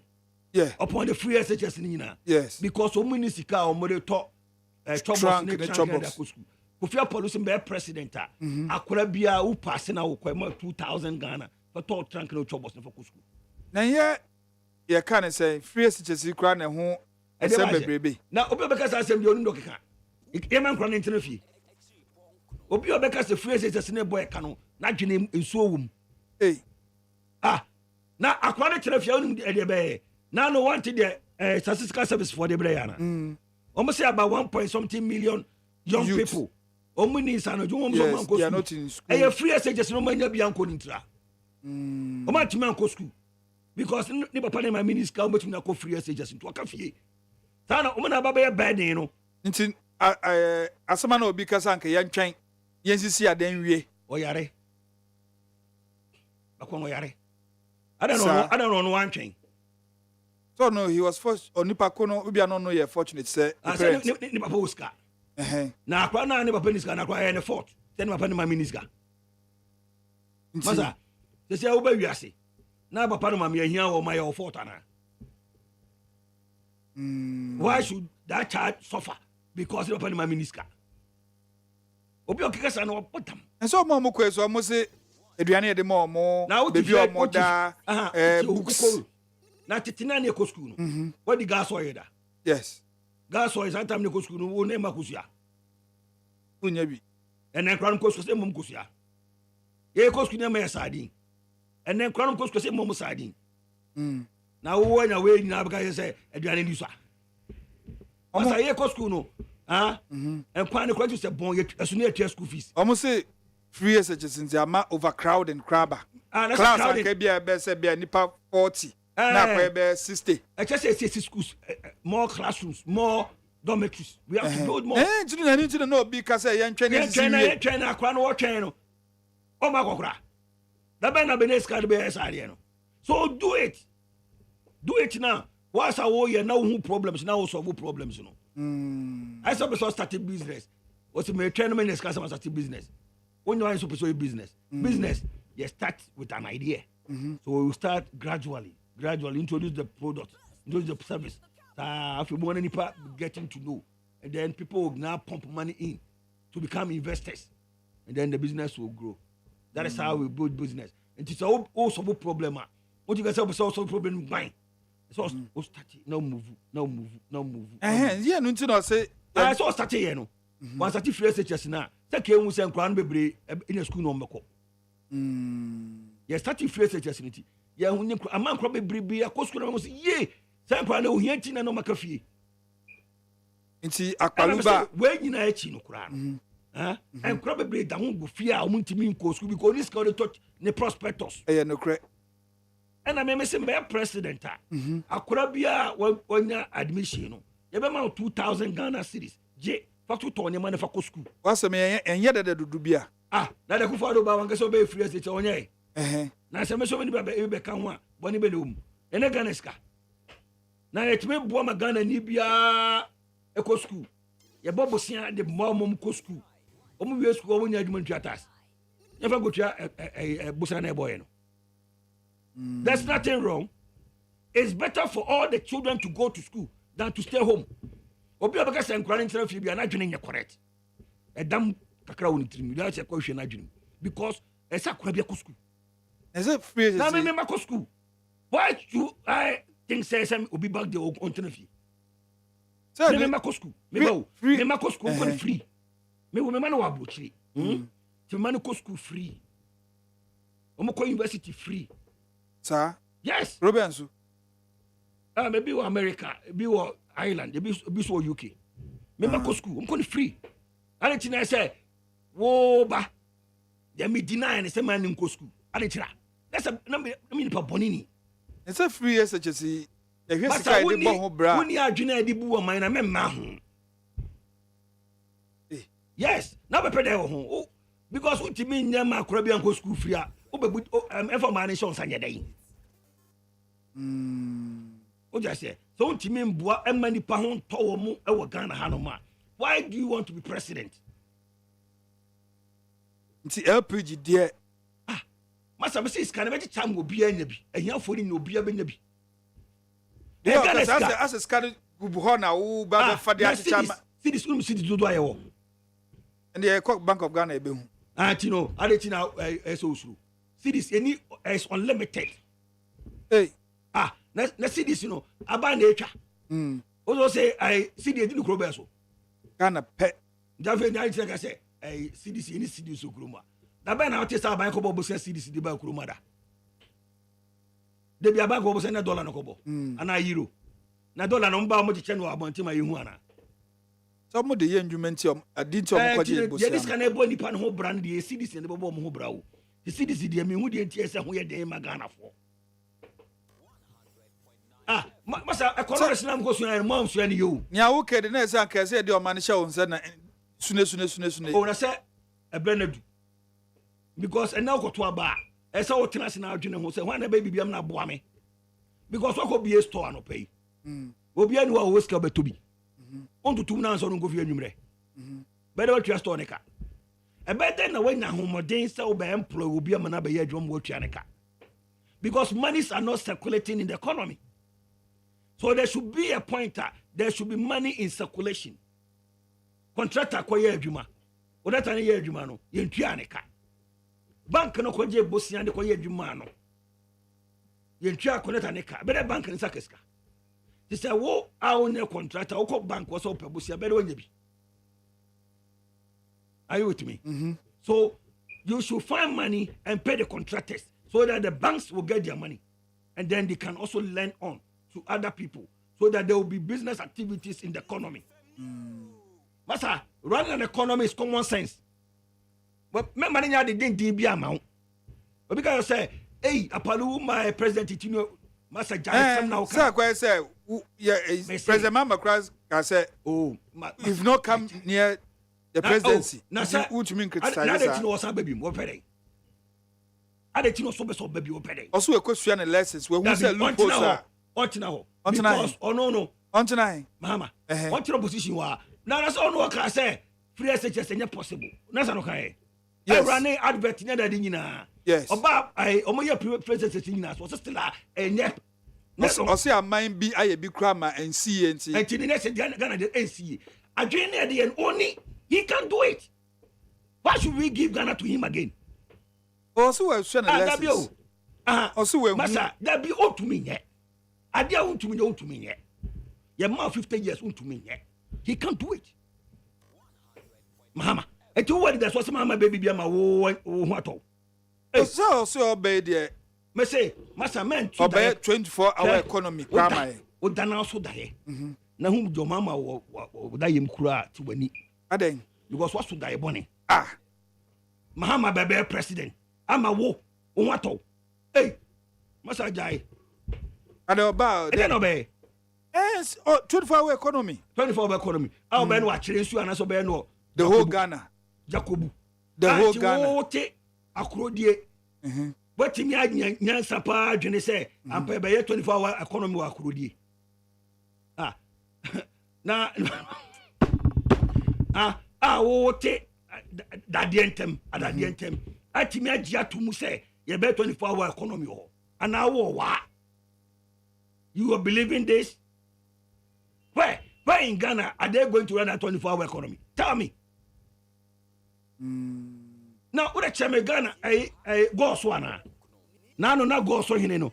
Okay, can say Munubisa or say, or say, now on baby, and all ban on car type pie, and I'm go for organize and organize and say, a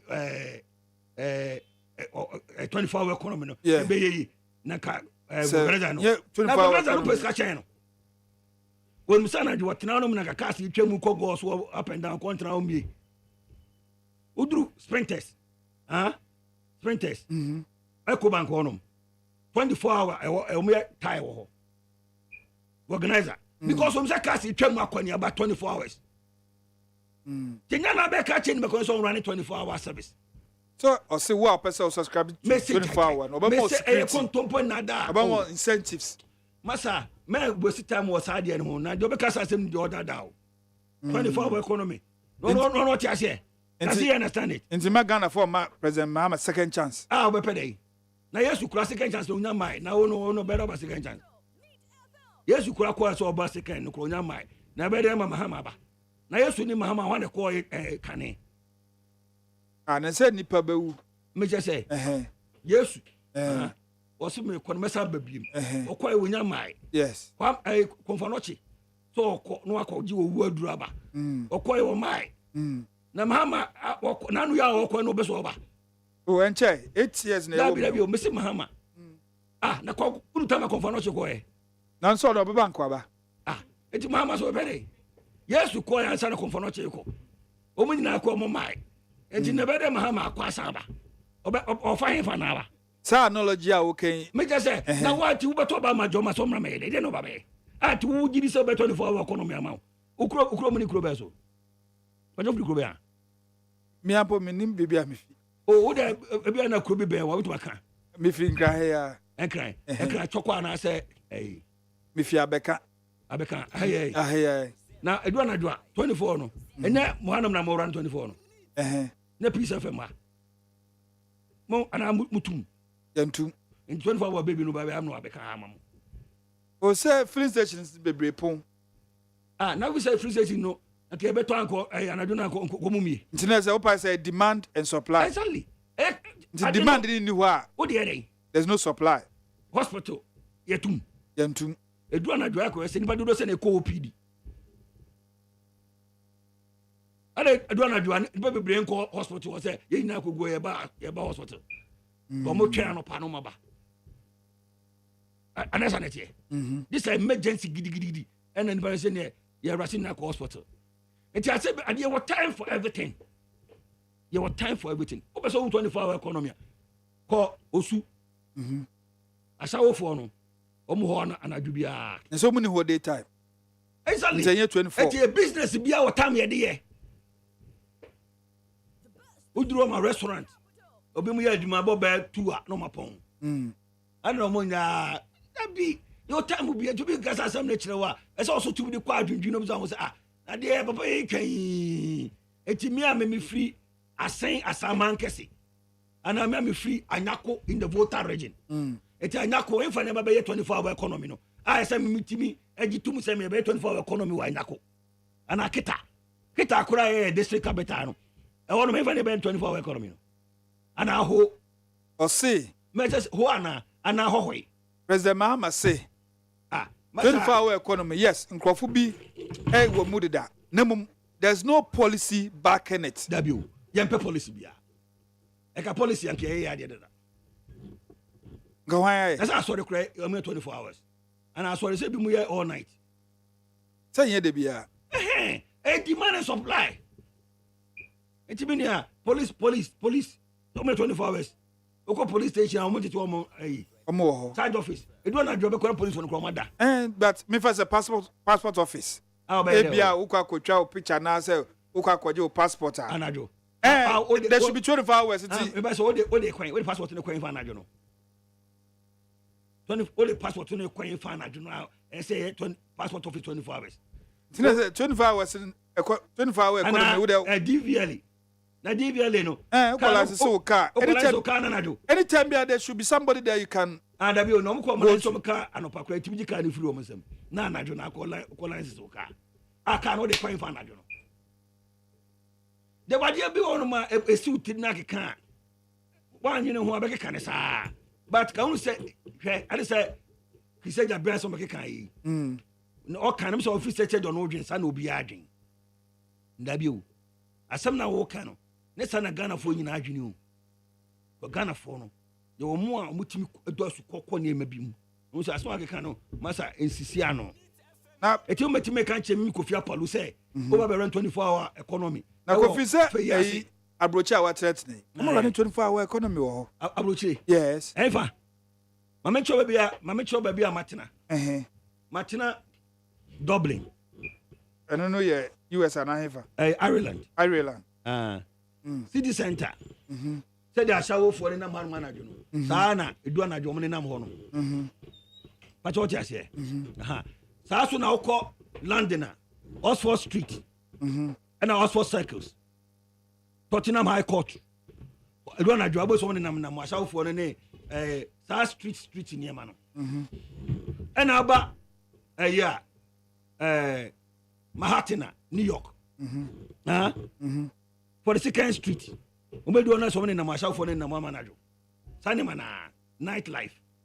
Na anajo no nipa no wada. This say mo maso din na meso de sam ko na mana najo. Na u nire. Me wo yire. O kwa ira no aduana mu adi no ko to awacha najo. O da awacha najo no yere. I don't know first of kwachofo su na kan say na obedi sa awache na najo. Na say wache to anajo. Na ukoda na atram no wo. E wo danim. Na am say wo bebre ewu ni nyina. Aduane o mu di na najo na epu aba. E tramwa. No ekumo mo. Oh yes. Ebi kwa abo mo koda so me nom tea ana me nom drink bi. Wonom drink no. Drink no one man sa epu ba. Ti anajo no betimi atram. Yeah. Utrani ya bewu. Eti no ofosu kwa chi de say on the only problem. Only the young boy to only the o kan say ma me fa no serious sa. To only the mini ni ntokwa. Na mo mpedifo no. Enso no mkeka no. Chama say dun ka so say we are well da. No who subscribe to 24-hour economy now. No we adwuma anajo a. Anajo no light bill no your best da ya no. I say you get ya. Onu amu ya na osere mahama wo ditrim. Adan. Onu aya na ne se. Onu ode mahama eba no. Onu. E ka ne kono mahama elusu. Oh. I say you get ya. Chairman of NDC. Onu obompa say mahama nwene. No akuru so mahama ntimi nwene. Na no sa research ko ye we. Na ti o say get ya nimu no. Me papa ya ben no one na di kokomo be ka kire o ba say di ato ye na no ye fa ne sa ye fa ne 1990 aso be ka kire wa no I say di get ya say ono one so Muhammad timo we ni no nim so ho na be we ni Kofi Apollo is the next president of Ghana. Me na me be president of Ghana akola bia bo so be tuaneka wonya adwuma bo so wo hye ne de emu oda dudu o na mpa de he won tade ye show kama e say ye ni nyina wo Ghana mpa bo show wo samna di dware wo wege show tri e ma no wege no yeah ye be ni na wo Ghana ya ade diska ko fa babia no ye be no ha e say ndwuma de e be create ndwuma na boso hwe ayi enkokofunu na mo we no e be president 6 months per metwam me mbo bia fa kokofunu bia makuruma ase we na ubabo su me $500 million equivalent na me ma poultry farmers 10 obia 50 million on find before mbe start na yen reden tell mama 6 months no 6 months in kakra na mo we na mo yene sa after 6 months no na o ya akokwa acha 2 months na you ready jari say kokora nkukufuru ni bakuruma and say you business scanner de kufa nkukufuru ni ba ye pe variety so yo scanner kufa nkukufuru ni ba no me ka say jari say adwuma ni yo scanner ko mada ko farms for money deposit no on produce nkuko no ma ye be ma da ko farm subsidy okay no produce no at the rate na ka ko fa nka what be ba no na obi anya adwuma ye wo man ni now also business said so wo sika na go find them free Brazil no wo de kwa ne so kwa ade sia ne na bedu yeah wo de kwa it take months it take bia 2 3 4 months asana enkokoko no e de go ship mu di aba so onya abotre twen ya ade ti 19 for 4 months no madako farms ana say enfum farms no mo nye sa dodo ne ma en hyehyeye o just say we a common sense nti we ne ye penny for mo se o mutumi wo show man obi so mo ene ene nyame masem nyame na meka obi aso mo no me de na meka se me na me wa ban mo se na me ye no no monte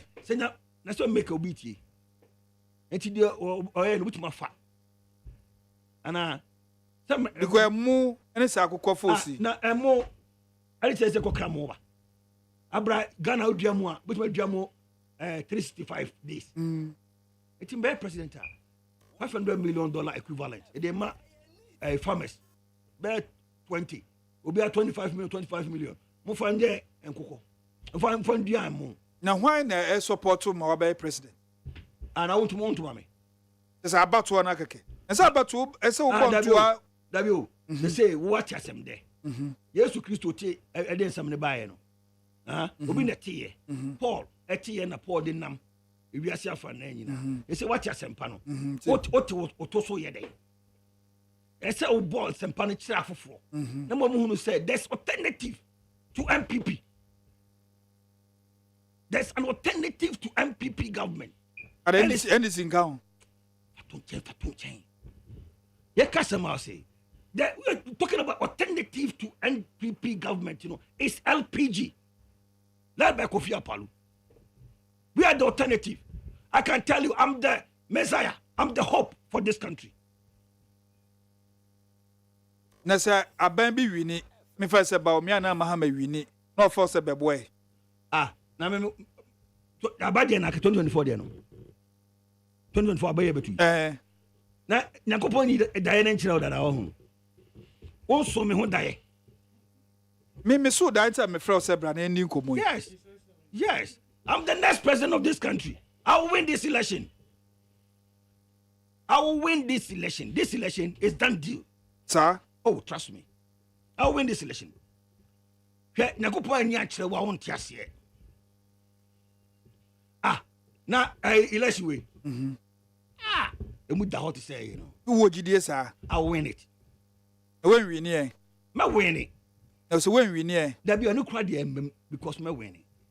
But you better when we in so. There be me say me win election.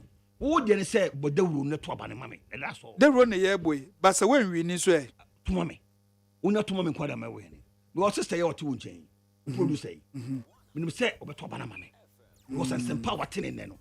What's almost sana obi wo mo Ghana wo man sem papa se woni mu abetim dia boye enti na woni adu sachira papa yo to wozu sa ba se wodwen papa no adwen bone dabi maybe dem man bone wo ho because bone bi anim papa nko a enti se wan wi ni na se me se ma wini election no election way what the wura from me wini what the pass from me wini obetumi tu MPP aban e free ho MPP nani ba ne to aban ma wo mo betumi BTNDC.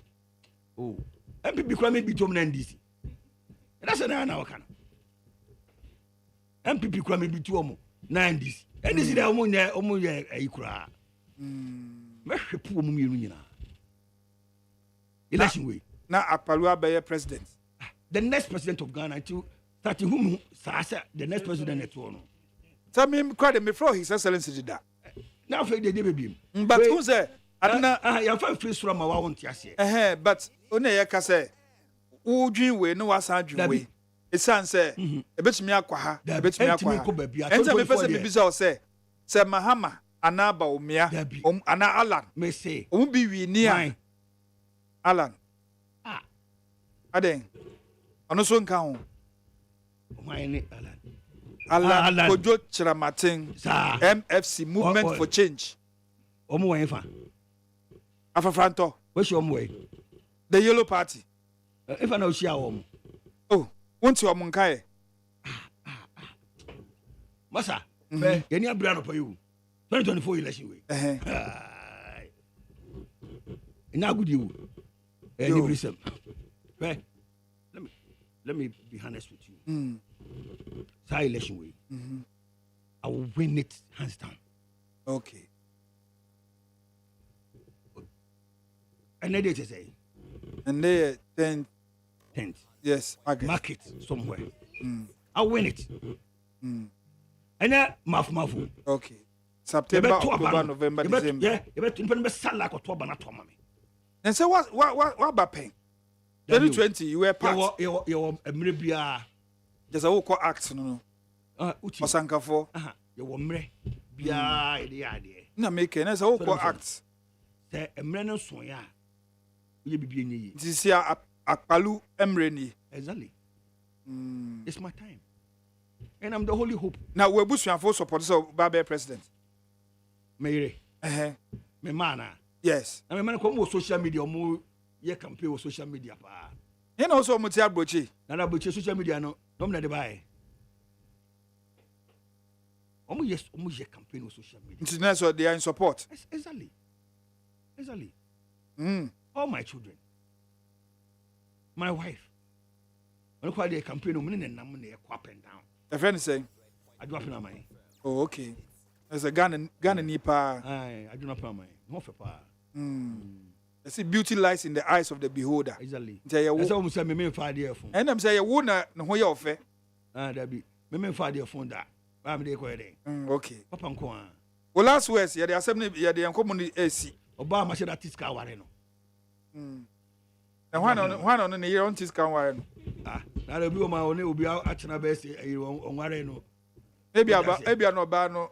Maybe in here. Beman now. Beman soon is my father in fufu. Now me read the machine this car wareno. Hey, I don't know my. Over maybe a question, but me, Miss. Question, baby. Last word. I said, my colon question number Busano. Busano. Question no Busa my answer. The way I born was for the Sian OTI. Them trying. Sometimes them trying no beyond maybe.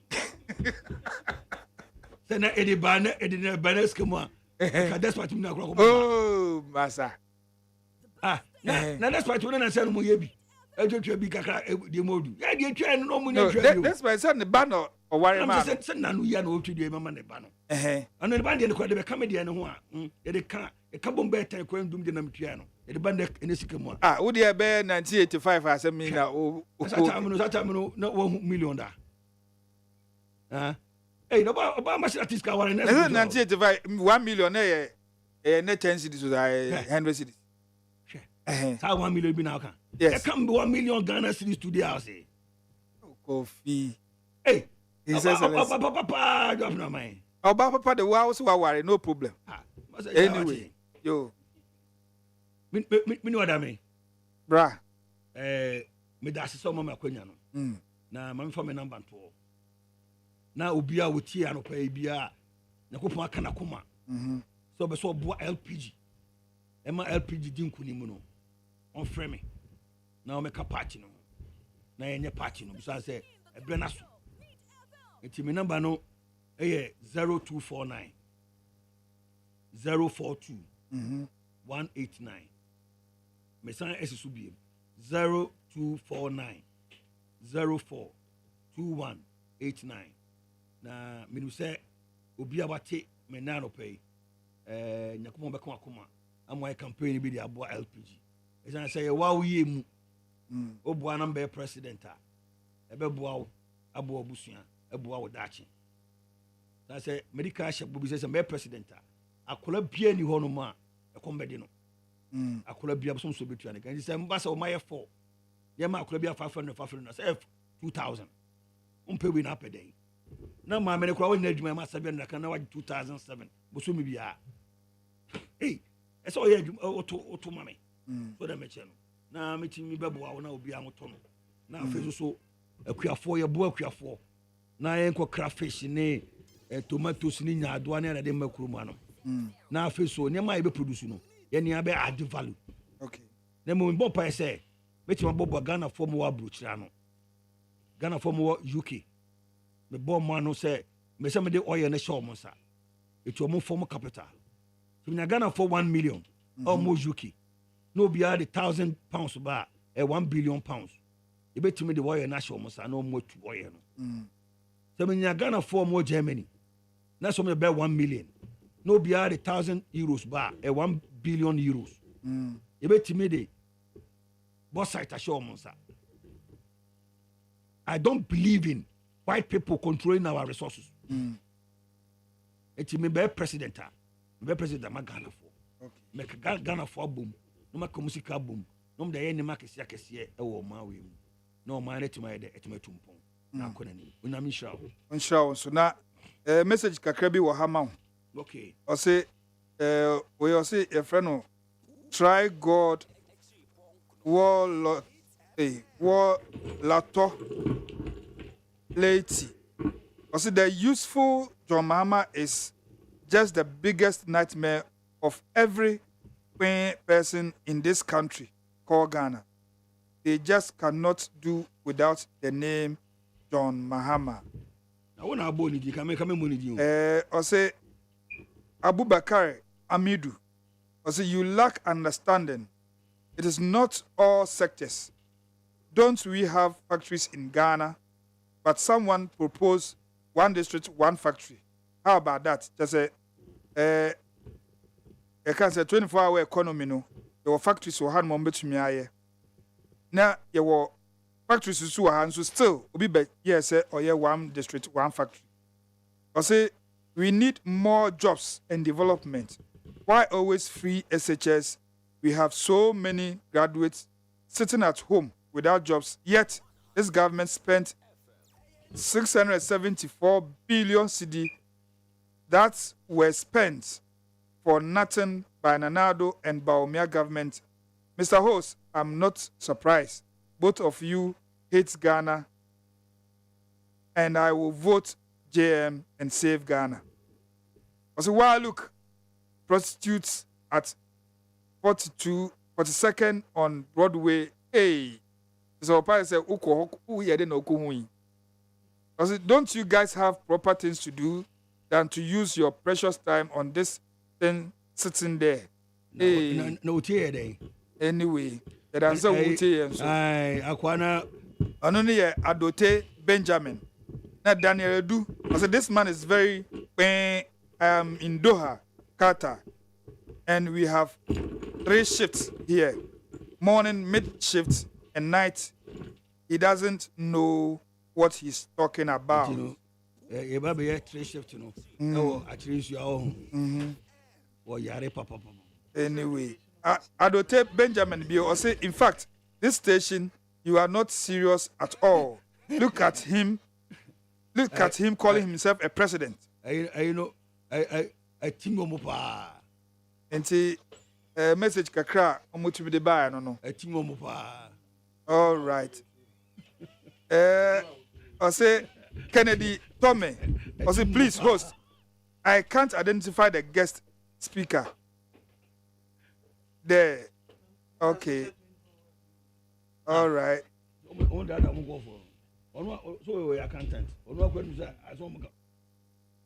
Emmanuel Young. I said that there's some noise Nana ADDO and his Baumia tell us for the past year. Anyway, I had a my messages no ADC.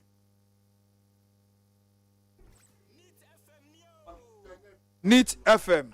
Suna wasugwe. Asami YIDIKA program so ena ene ya brobro nsem so kakaka dia mawo.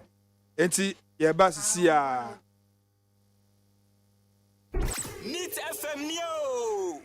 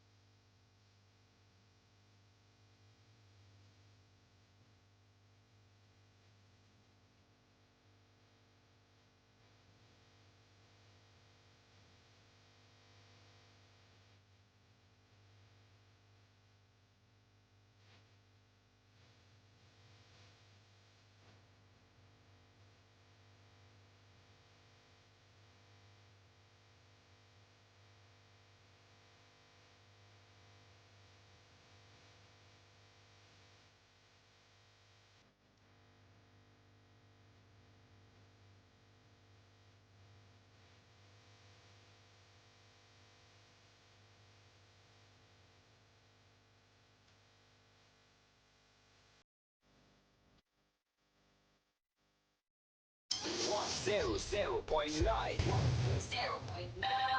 Neat.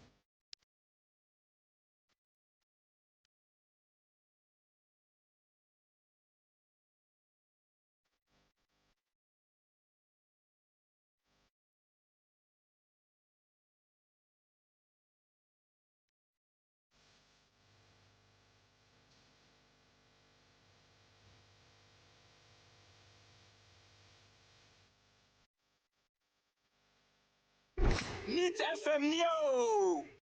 It's here for a choir yaba. NIT 100.9 FM so and was sugwe. ASEM YIDIKA program a memory de bia ya de somwo. Ya frame openi kojo dame ADDO. Na abejafo so ababedu from the MPP Bismarck Akowa Walande Watenase. And from the NDC and also the Bismarck Ayite Abobi. My brother Bakope. NDC Ayawaso West Wogo constituency chairman. And I pay Omaba Kayensa. You hear him say a non-cancer from the MFC, the Afro-Franto movement. Also Baba Duhanum. Now Bize ne wo Bismarck for me no. Nti Mr. Akowa. Or the Bismarck. Yes. Oh, okay. Akowa Akwaba. The best station in the capital. Neat FM. Yes, so. That me friend now, you man do sunti. Now for her now, hey, rade. Ejume. By a bay gusuka kakra. Na no pay no. Yembre no cranty. Okay, I finish a kobo 9. Nti say wo me first 1 hour any echi kakra. Nti ye behwe nsem ne kakra. But you start here free. OSP. Nano Yawada, Ninsama or the Betudra Efa Airbus bribery scandal 2011. A bayano. Now the Betudra MPP Fubebre Akasa say is here jabbing. Okay. Is here jabbing there. You can't say on all they put in the position. Say I buying the on ye and you say be a best son. Inti wa wuti hey inti MPP from position on Kiseja Ben's press conference or here in Thursday over the Airbus bribery scandal. Oh, okay. ODAME meda was na Medinchia Kesefi era na ADDO Dankwe Kufuado the President of the Republic of Ghana. And I hear Dr. Mahmoud Bawa, the Vice President and the presidential candidate for the MPP. Medinchia Kesefi and paying for me no way de and Ghana for. Titu Oma 18 and a pay. Na ODAME when say party no Yeguso Bobo I home your vice president or your presidential candidate. Yeah. A2 and a mon bebre. Or shall say a regional tours. And or they bar a yamia domo shall say a constituency tour. So, young name say, and they Tremukakana or the 5 northern region. We are or Bobbeada engagement. Yamia domo Sambe shall say or eastern region. And no, I know in some Madridri or call Ayensuano echo Suhum constituency. So our constituency me saying, and no, na o share a hookeka any G any akuma pa or doa a year 3 constituency we nipe womu da ne dia. Na o sande to 2 dear course 5 northern regions no one. A chese Ghana for Aji era Dr. Mahmoud Baumia Atum. Say, or no, and a bit me a bet to no mapa, era and ADDO Dankwe Kufuado. I shall see no, obey me a bet to us. Obey me a bayan shishaya, a babboa, amma yet me protected the free senior high schools. Obey me a babboa, amma and no man shishaya dear go up. You bet me up to us, amma gun in Nibia, a hoto.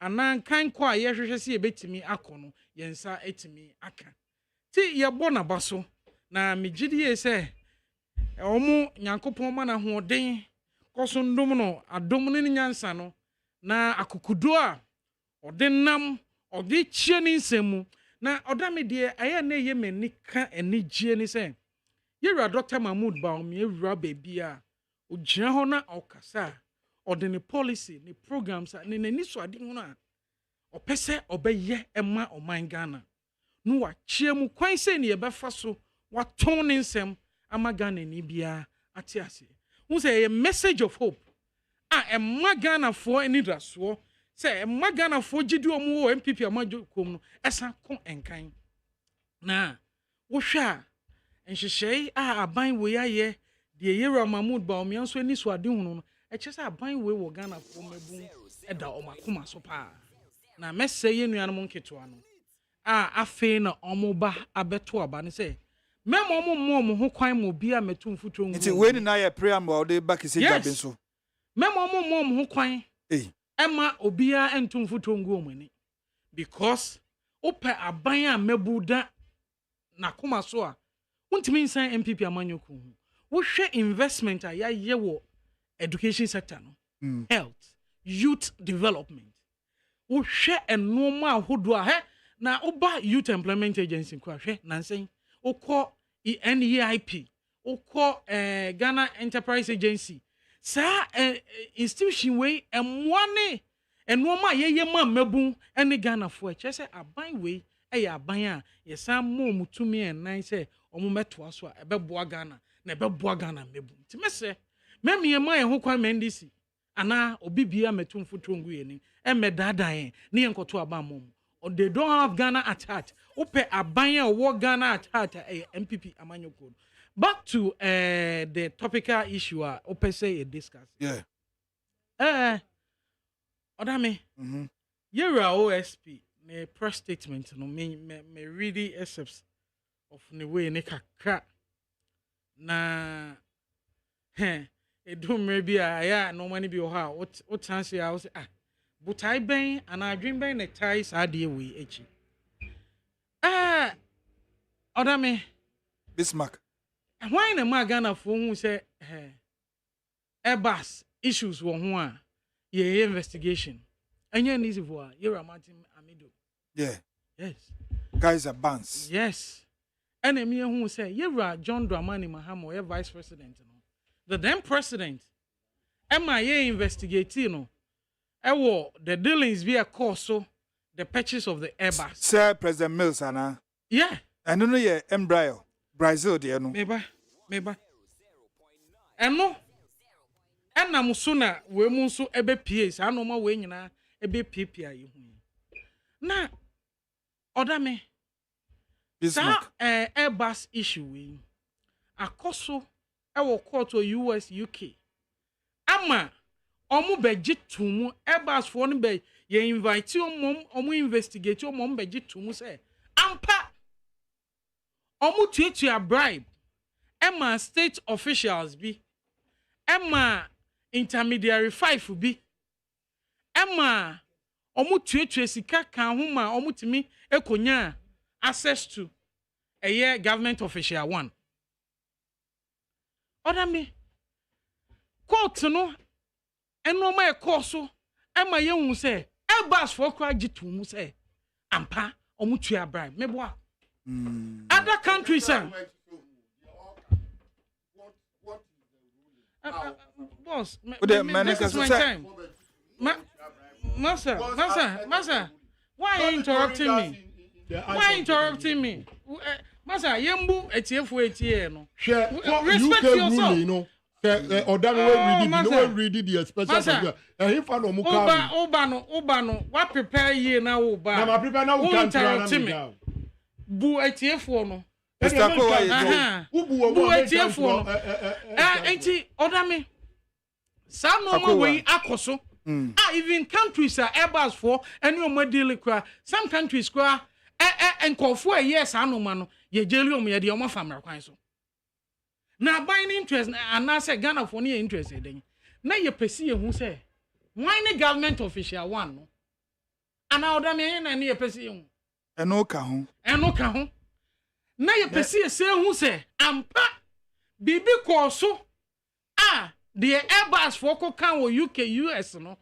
enokura bi ye den e wo mu ana ODAME after investigation OSP so why no ama bede di say government official one ye hwana yewra John Dramani Mahama say na dis for yewra Mahama say nyoma ba sisi abede di etoso biem ye hu say intermediary 5 no yewra John Dramani Mahama ninua enti instantly no ye hu said there was conflict of interest meboa OSP so ye na dwuma yi a enke be hu say yewra Mahama aden no use ninua say on intermediate on our behalf as a state ebra no only interest bi ayeden ewom enti OSP ye na dwuma yi a enke hokwa ye bon say conflict of interest bi yeden e hye ho baby na say kisi jabi an ye dwuma ni ye yes wanya dwuma ni ye wanya dwuma ni ye because utie ni statement na o say o ma no person o hie o mo kra na bi wa wantimi anye den en hie o mo when invite Airbus for no when invite o mo o say ono akosra ye o visit ye Ramahama ene ni kodi nkomo pen no ma akoso no one ni kodi nkomo ODAME yama to me to investigate na nko betimi investigate to the latter because enyo bi na ekan the UK court the US court am yen hu say ampa Airbus for na gia to say omutua bribe Emma state officials be Emma intermediary 5 say 3 million pounds no na ye tua enfa na call ye I'm going intermediary 5 enti ODAME say yewra kisi ejaben ye say adwuma no okomu ye am ye hu a enke be na ye public procurement act no ehemfa act no ehemfa na che say aban go eco negotiating for a business via a vice president na eso okoye ODAME ehemfa na ache say act no PPP public procurement act no ehemfa na ache say ye kwakoto bi a ye koto bibia equipment bi na bibia a vice president is okotena se any parties no involved no eco negotiate man man ho kwan so na so what was that kisi jaben de the vice president then yewra Mahama na ni interest ewo na ni interest ewo he say adwuma no ye no ye magana fo a nko be investigate to the latter so tie ni response na oni omudidi nkomo no eno anu no oni omudidi nkomo de we kan no and o making the conclusion and o de ababeto Ghana for him say intermediary 5 near Yewra Mahama nua government official 1 no Yewra Mahama na wanje bibia dio ye no enye Ghana ye no ope enti me ODAME say nye OSP nko a na state institution a investigation the police is there charge Yoko BNI national security omunso na crime nso any expiry date anytime bia no ye betimi ayeden ato akoso but me yewra kisi ejaben adwuma na me mani anso because say o invite Airbus for no eba issue we mu a enka no kwa bi o bi ankombeka enti Yewra Mahama na den na no oye ni interest ben na ewo we ni mu a enti o involve himself in to sit down at negotiation table to negotiate a deal for the state whereas the PPA act no e ma ho kwan say yes ade no enti adwuma na ba adwuma sini or protecting Yewra Mahama. He's rather protecting Yewra Mahama at the expense of the ordinary citizen. Nti adenti na kiseja bebe protecting President Mahama. Ono anonim because na nkejuma we so yet to the lat or investigate assembly ye. Na me hu say NDC for na ni age.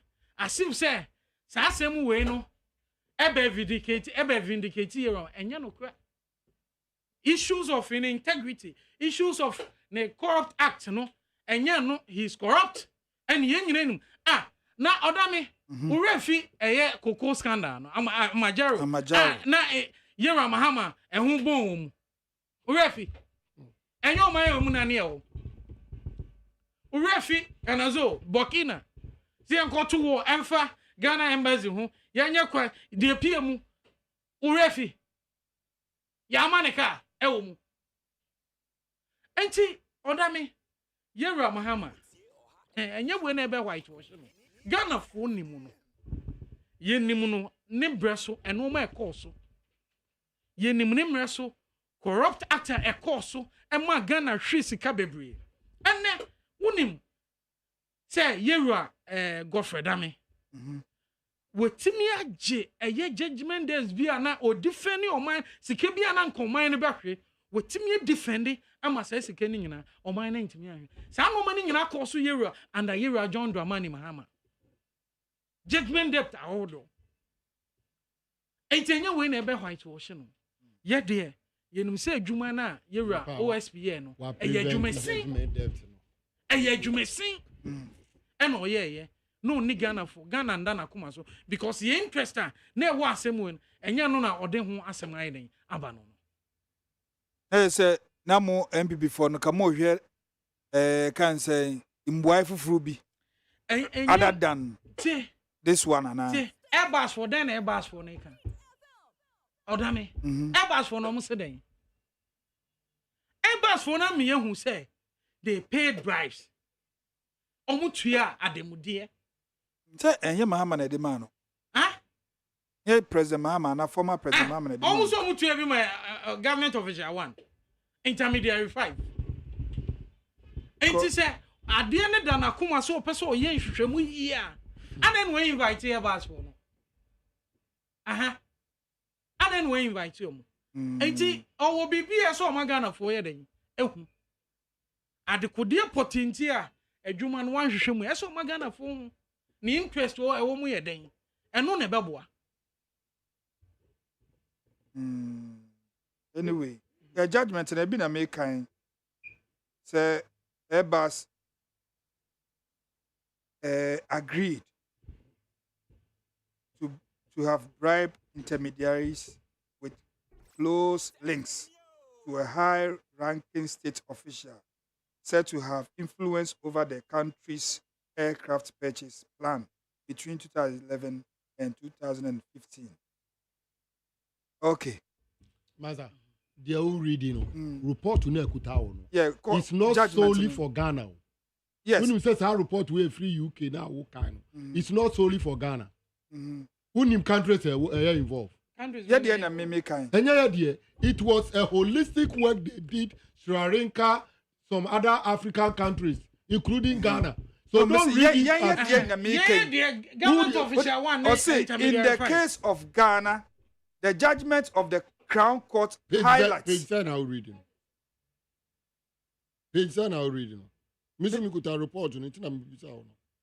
Median way citynewsroom.com. No, go and read the report. And I may say, report on the city for the Alberto about your pages. Almost the entire because Ghana then America because almost should I specify say in the case of Ghana, the judgment of the Crown Court highlights instances where Airbus officials, as part of a scheme to obtain and or maintain contracts with the government, either bribed or agreed to bribe intermediaries with close links. Or agreed to bribe. Yes. Go ahead. Close links to a high-ranking state official said to have influence over the country's aircraft purchase plan between 2011 and 2015. Mr. Ghana, so that time, August 20. No, the question is very simple. Yes, it's subject to either agree or what? Either bribe or agreed. Yes. To bribe. Have you heard where they said that a payment of this amount was made to this government official? And if Jabin has gone through specifics, and came out to tell you that deal, there is nothing fraudulent in it. So what are we talking about here? And now MP before Wakasenti. Say deal be na there's something fraudulent. Yeah, ODAME. And on me you have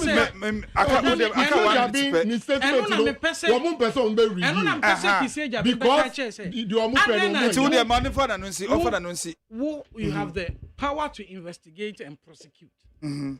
Enti sadie we Ghana for interest ni say ye pese hu say who is government official one. Ena ye pese hu say bibi fraudulent echo so because Airbus abegia to mu say they paid monies to state officials, intermediary 5. Kwa munya access to government official 1. Ain't it as a body who have power to investigate and prosecute? And then one investigate it to the logical conclusion by inviting Airbus. When inviting Airbus for no more involved. Omako Jan court, the Crown Court. Omako US, the UK. Ako Oma admit say no more here. Ain't it as a body on mine and a born hooker on mine a do akosi ho na on mine see a pesi hu a adena one invite Yera Mahama Krano woko visitino and on in coding komo omo maka on coding komo keke and one no but Airbus for only the one you did not invite them. Okay, Charlie. Omo my admit no omo what center of we no why admit you Mr. Ite why invite you omo enti na me chese adwuma no wanya wie yo eno ne ye Bismarck akowa submission na yetie no Mr. Ite Bismarck Aita Bobby cultural name say say adia no aboa fa omo ani so na mechia o ODAME na machia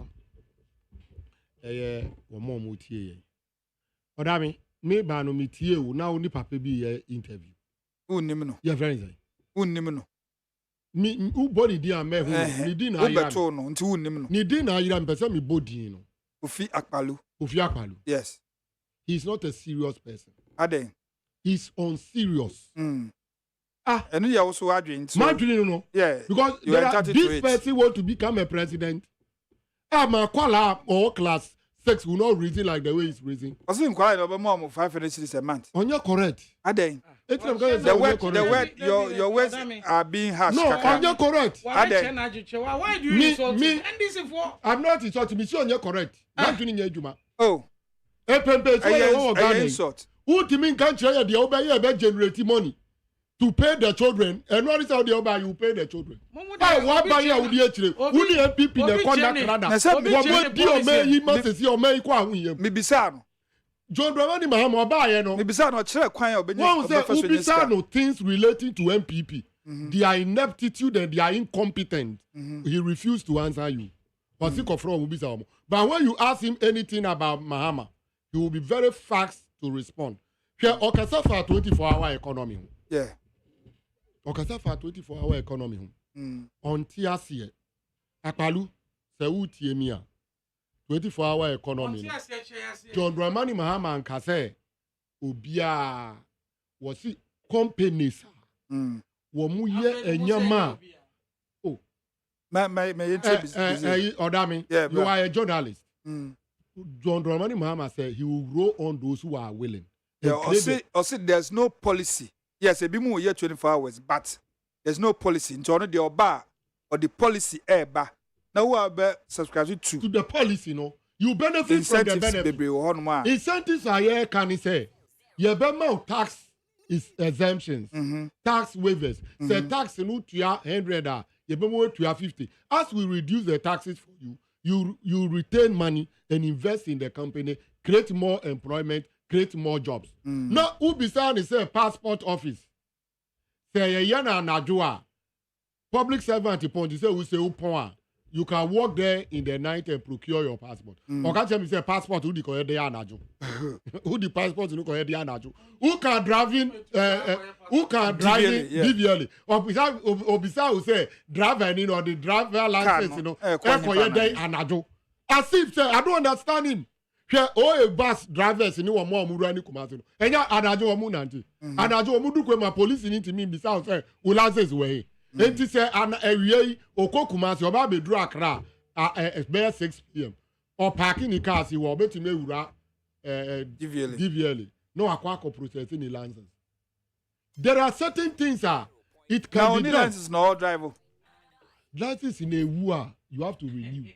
yes We are not talking about licenses afen na ukwa akoji o. Se nipa no kura afen na ukwa akoji licenses obetimi apon adwuma obetimi akoye ni pa o pa obefie anwumre no odidi wie dware no traffic run to DVL no akọ apply for ni licenses so ukọ renew one it's the same thing. Let us create systems ebema timemufuo no ehu ahiha wo mu obetimi acquire service at your convenience. And yet the government be push you say about 5 hours. You have no right to come to my office. I have closed. Meanwhile, there are backlogs that need to be cleared. Sure. Ora John Dramani Mahama. Any that many MPP need has a okay. Sabik. Ojitu mu say DSC no. E was say Ghana for nyina ye energy. Because ye Ghana for three John Dramani Mahama was especially MPP. And I me ball J. Mensabo Sudin Edimao as a member of parliament. A Muchi Ura John Dramani Mahama ever this Airbus deal. But my main class had here we that Embraer a diner ye parky plane woman. Hanga ye parky plane woman. Me the Sahara me describe no. One must see. There was a corruption in that. And ye papa, prof, one year baby ko, a setting up committee against what? His Excellency John Dramani Mahama. Yeah. Me kawo fidi so say, ye MPP for trop. And one more da ni bi. What was the Mantiame do beka say? Mantiame do beka, ono I didn't do vetting. Yes. Or deny. So yes. Mantiame do ni MPP di Ghana for nya. To extend said the answer for 10 years. I am Matiamidu. Can I say? No, MPP for count about and then our baby repeat on the authority was it ya. Anna, Wamuka and Yasi, Samusi Yaseti our committee against His Excellency. Who are the committee members? Provide the details. Where is the report? Matiamidu, you interviewed as a special prosecutor or see a TSM no so ye day. It can be. Are we serious as a country? And we are the Akogu. Any Airbus issue is Airbus issue MPPD campaign 2016 and ASEM kitwa and yobefa woyomi Airbus omudi gu Mahama omu ye yama John Dramani Mahama ni pa no oye hospitals are no osi schools are osi ekwanya osi schools are all improve ni nyina no Ghana fo wure fie ena Mahama ye krofo wa ye say and a Ghana for the bufu. Me 2016 abano. Ghana for to abamo, but one to abenti Amahama, any NDC. Womu to abetia Ghana, yen can koni yen puntu. That is the way I see the 2016 election. Then another danko kufuado ebai. What can Airbus assemble ya anti ebai the minim say first 3 years, you know, there was a Mahama okodem. Na Ghana for yen ya asumdue. Airbus, a company, no. UK court, US court, on say all over the world. There were institutions or investing companies, they are dealings with other countries. Yeah. And that one more bobo countries, Sri Lanka, as a Kenya crack, Ghana, one more say, baby, amuya business, rumble fetch, say, Bibi Bonnie be a day, a course with their dealings are now. The UK court ruling are implicated any government official in Ghana say wa ye bibi in their dealings, you know, and also in their ruling, you know, because maybe our be allegation against ODAME, and him so ODAME no ye host waha. So what he has here, ye be see be ODAME din. So that they use acronyms to describe people involved. And ye kokota.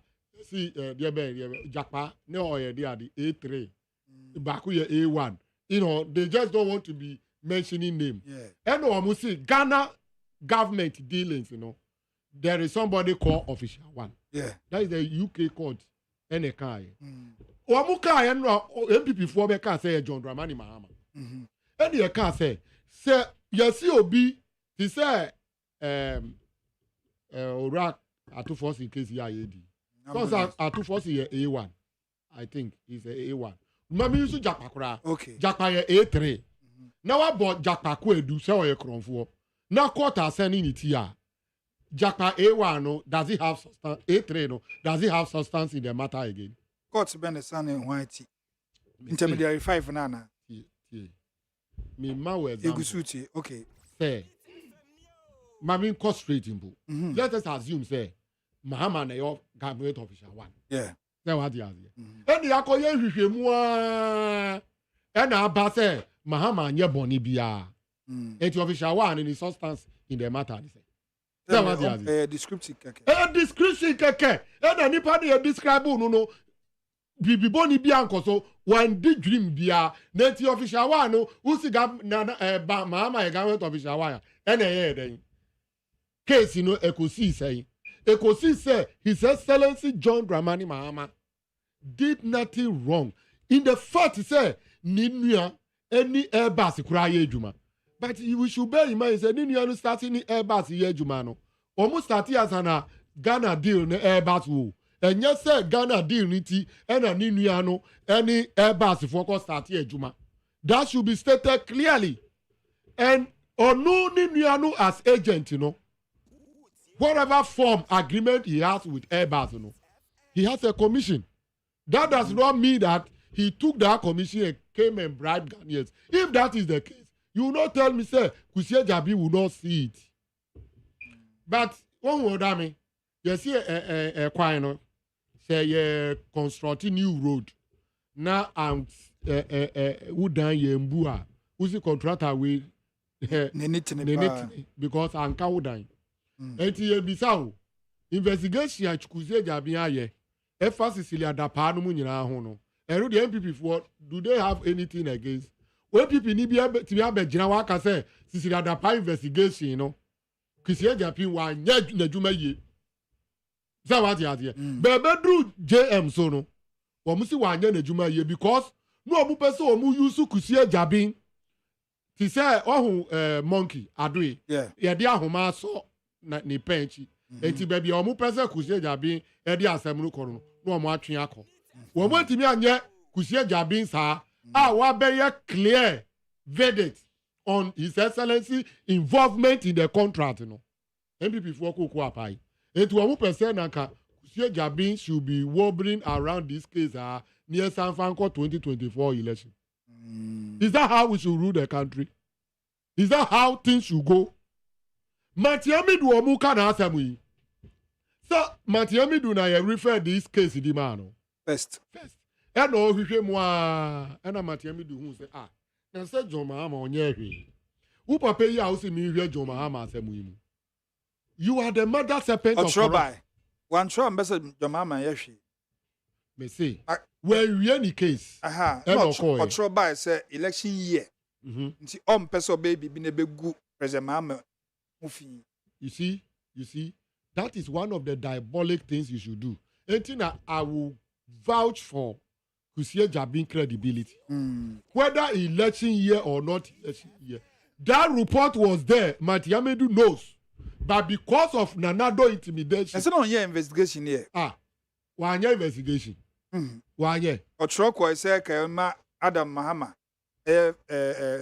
Ombra Ghana nanko no entutuna no aha ena Adam entimi ama yes entini we entimi anhwe English you see that is why make actually say Matiamedu verdict on Nanado Danko Ekufuado to conclude the nature of people we have put the destiny of this country ye di o men ya de ashe wo munsa entidia the kriki Matiamedu Ochiro say Nanado is the mother serpent of corruption.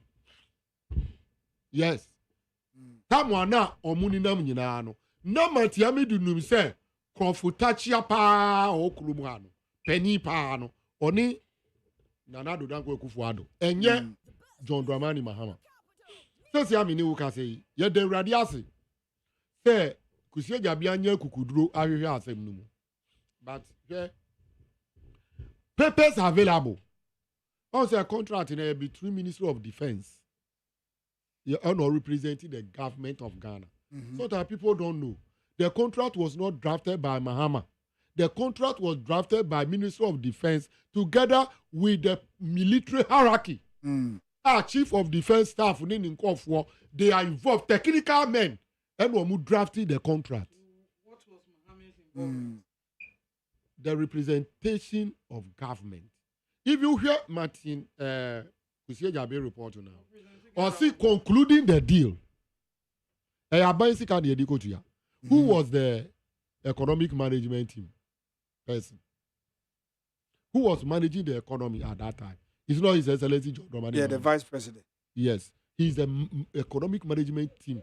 And this border on the economy of the country. It borders on money moving from consolidated fund to pay.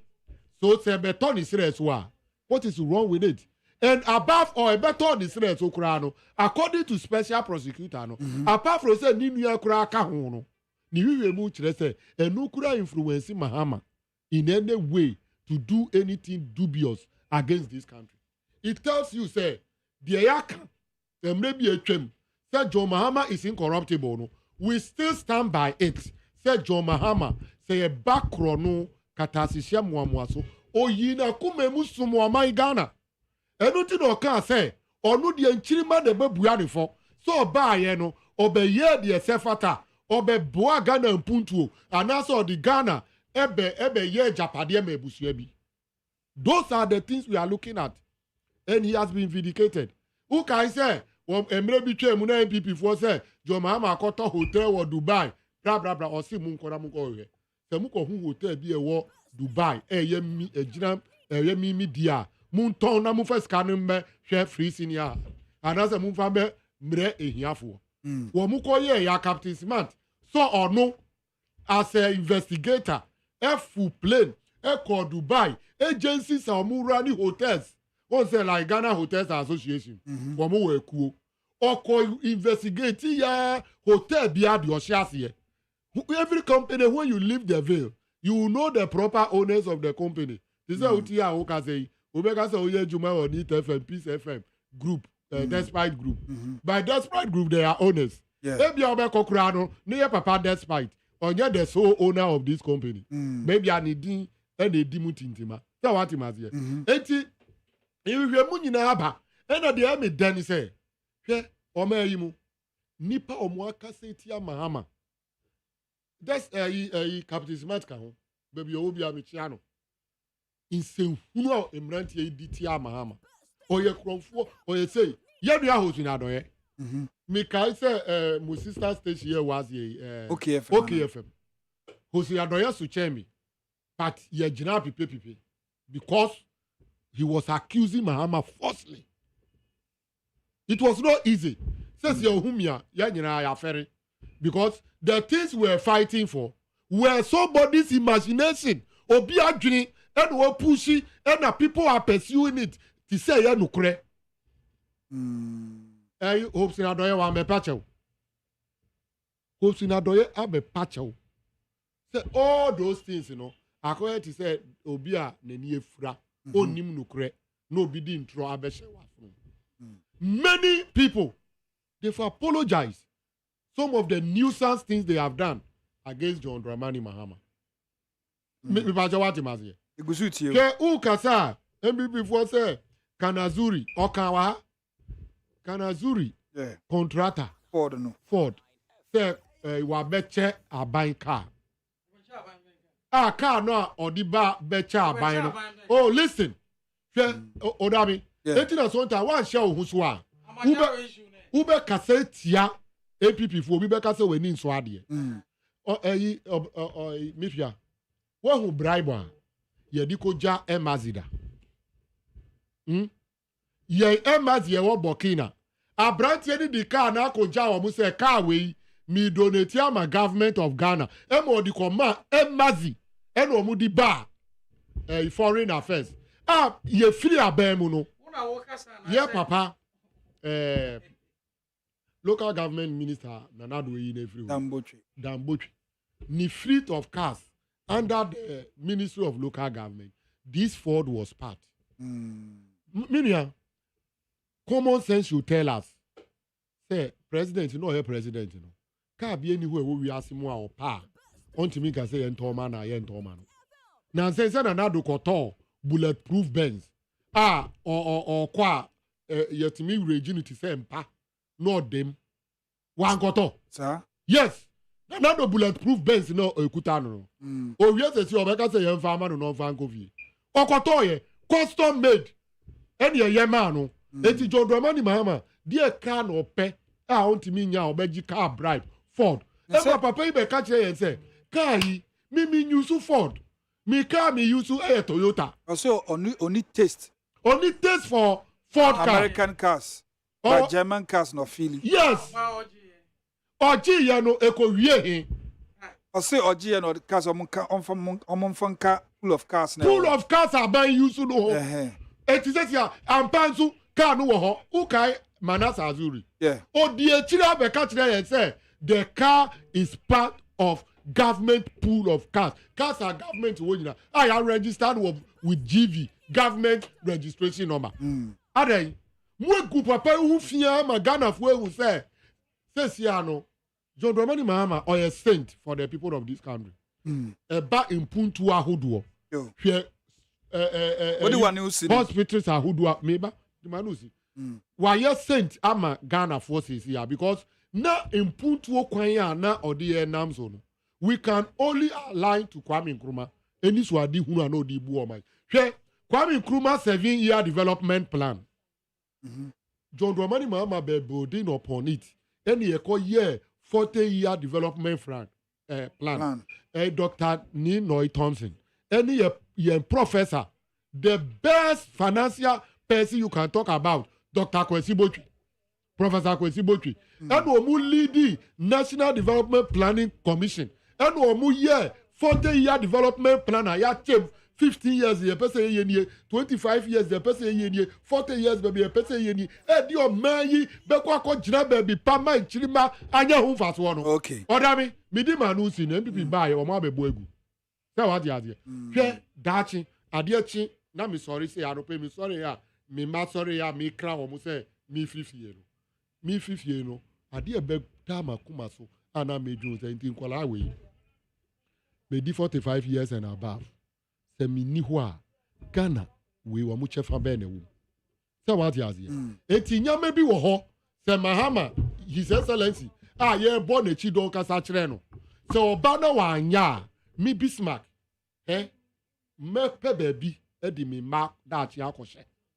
Baako the nonsense about Kwame Nkrumah birthday, who is the founder of this country. That nonsense will not give us a development path about where country be anywhere. Other than the pension the gigantes yo. Say John Dramani Mahama ba ni anya constitutional amendment. Na ye hu Ghana fo ankasa through referendum. E ma ye hu di oye odi Ghana si ho a. Me say me pe baby di me mafa. Secondly, John Dramani Mahama ba na wa promise yourself 40-year development plan. Oba be me ya giatum na obia ba apart from the democracy in here practicing wrongly. Yeah, the democracy is good. But look at how we are practicing democracy. Because you need development planner. Dahwa ye diso ye teaching Ghana to ama chirima. Ye better development planner anya juma. Minkwala omu ni dachi wo me. Because parties will come, parties will go. Dear ne manu ba wo mu ba be kasafa ho. Anything I will not change history. Miko school kakra ye starting ye no obian ka say nipa nsia na gi fa hodie ma ye. Na Jay Kufuor am president. So free MPP stock. Eti no nim say Kwame Nkrumah energy for hodie ma ye. Ku ohun say Kufuor attempted to bring 6 people as founders of Kufuor 6 people begus yesikasui. Notwithstanding no. No, the big 6. Listen.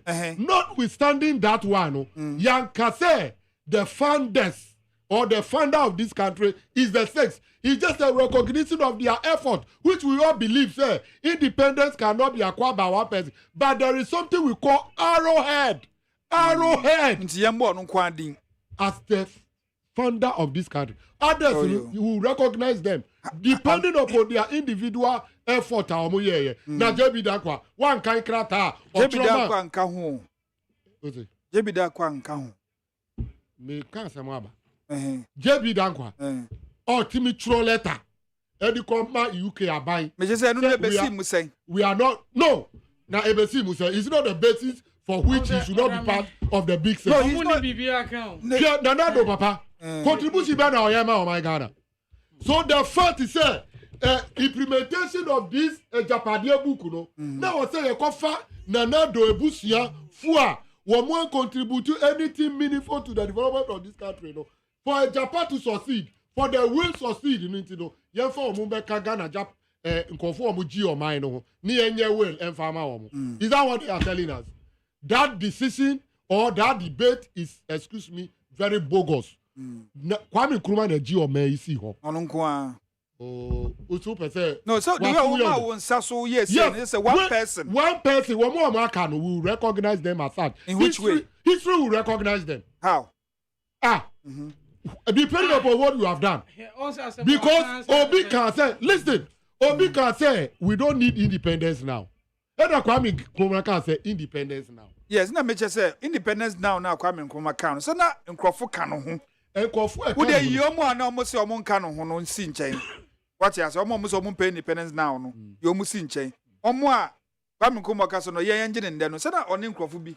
Etina history. They recognize all the role they play. Yeah. Power grant no more. Power grant no more. Meba. Just power grant no. Power grant. So what the power grant? Oh yes. The famous person. Enti who dey say who say Kwame Nkrumah? Umpe Kwame Nkrumah sem. Your republic. Ghana obi betuma ka so umpe Kwame Nkrumah sem. That is what they are telling you. MPP is telling you. Oh. Through Napo. Or you're inaugurating the ASEM no cover after Kwame Nkrumah. He ridiculed Kwame Nkrumah as most useless president ever happened to this country. Mu Kwame Nkrumah no. Eno de minjin. Mu je Ekufuo no. Mu fi so mo aye dia. Oka je Ekufuo so ka ho. Oka na anti wura na dwim hu se na nka obeka je Ekufuo. O mo nkasa kura num se je Ekufuo no ba bega. Oh. Hwe uni. Na se ma mfi nipa anu amba de. Ana nipa uni nipa adwene. Aha. ODAME. 1st July, Republic Day. Republic Day that's it say. Da ye di ye ho. Yeah. Ye be ye on mine. Yes. Obi an share yase. Yes. We take our decision. And we celebrate wo me boa. 1st July. Yeah. Then na obi timi ba. Onu be yi 1st July. Free ho. Na da omu ti omu party. UGCC party 4th August, you know. No more or the Akoye Founders Day. Say nipa mi ensana ensiana omuji o my Ghana no. Yemfa celebrate womu. On the day of MPP party, womu 4 founders celebrate womu party. Sir, they were equal parliament. NDC MPs, they were there. They were there. Majority nonsense thing that was cooked for majority to just take over. It is not in our constitution. And I mean, say our constitution, John Mahama has promised that we are going to refine your constitution. Yeah, they confirm so near the during that process, you know, I will expect say who is the leader of this country. You understand? The leader or the founder of this country. Yeah, one question, 2 questions, Kwame Nkrumah and others. Say others we near or founders of this country. Now your constitution and respecting who founded this country, who redeemed this country from the colonial masters. Okay. These are the realities we are talking about. Okay. But 1st July, say as a year, not just say we cannot develop. Okay. Because who can baby out here? How can you correct yourself? Bismarck Aite Abobi of the NDC and now Otin in Kano. Akowa, I'm so one keka o pe rebata. Ye nuane mo NDC for no. Omo ni message bia. Say omo message a enka sansem we nyensem eso mo di echi. Because what here? O person o ka che me say Anayera Mahama person o ka che Ghana for say that enya independent in founded Ghana. 1957. And he founded Ghana. On him how the name Ghana came about. On him how Ghana was formed. Gold Coast, no, how it came about, Yebenya Ghana. I am more Kasa, Messe, no matter if ye agree, who kaka.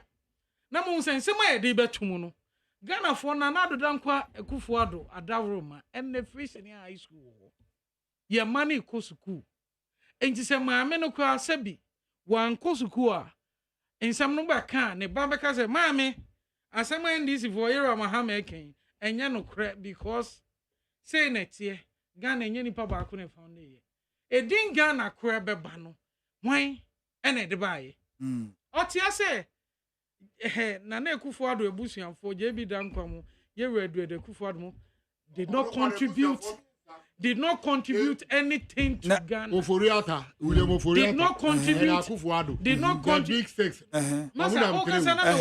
Their contribution was nil. Now, the fourth said the Papa Bay ceremonial president. Now, we are ceremonial president. You qualified to be a founder of the country. Odame.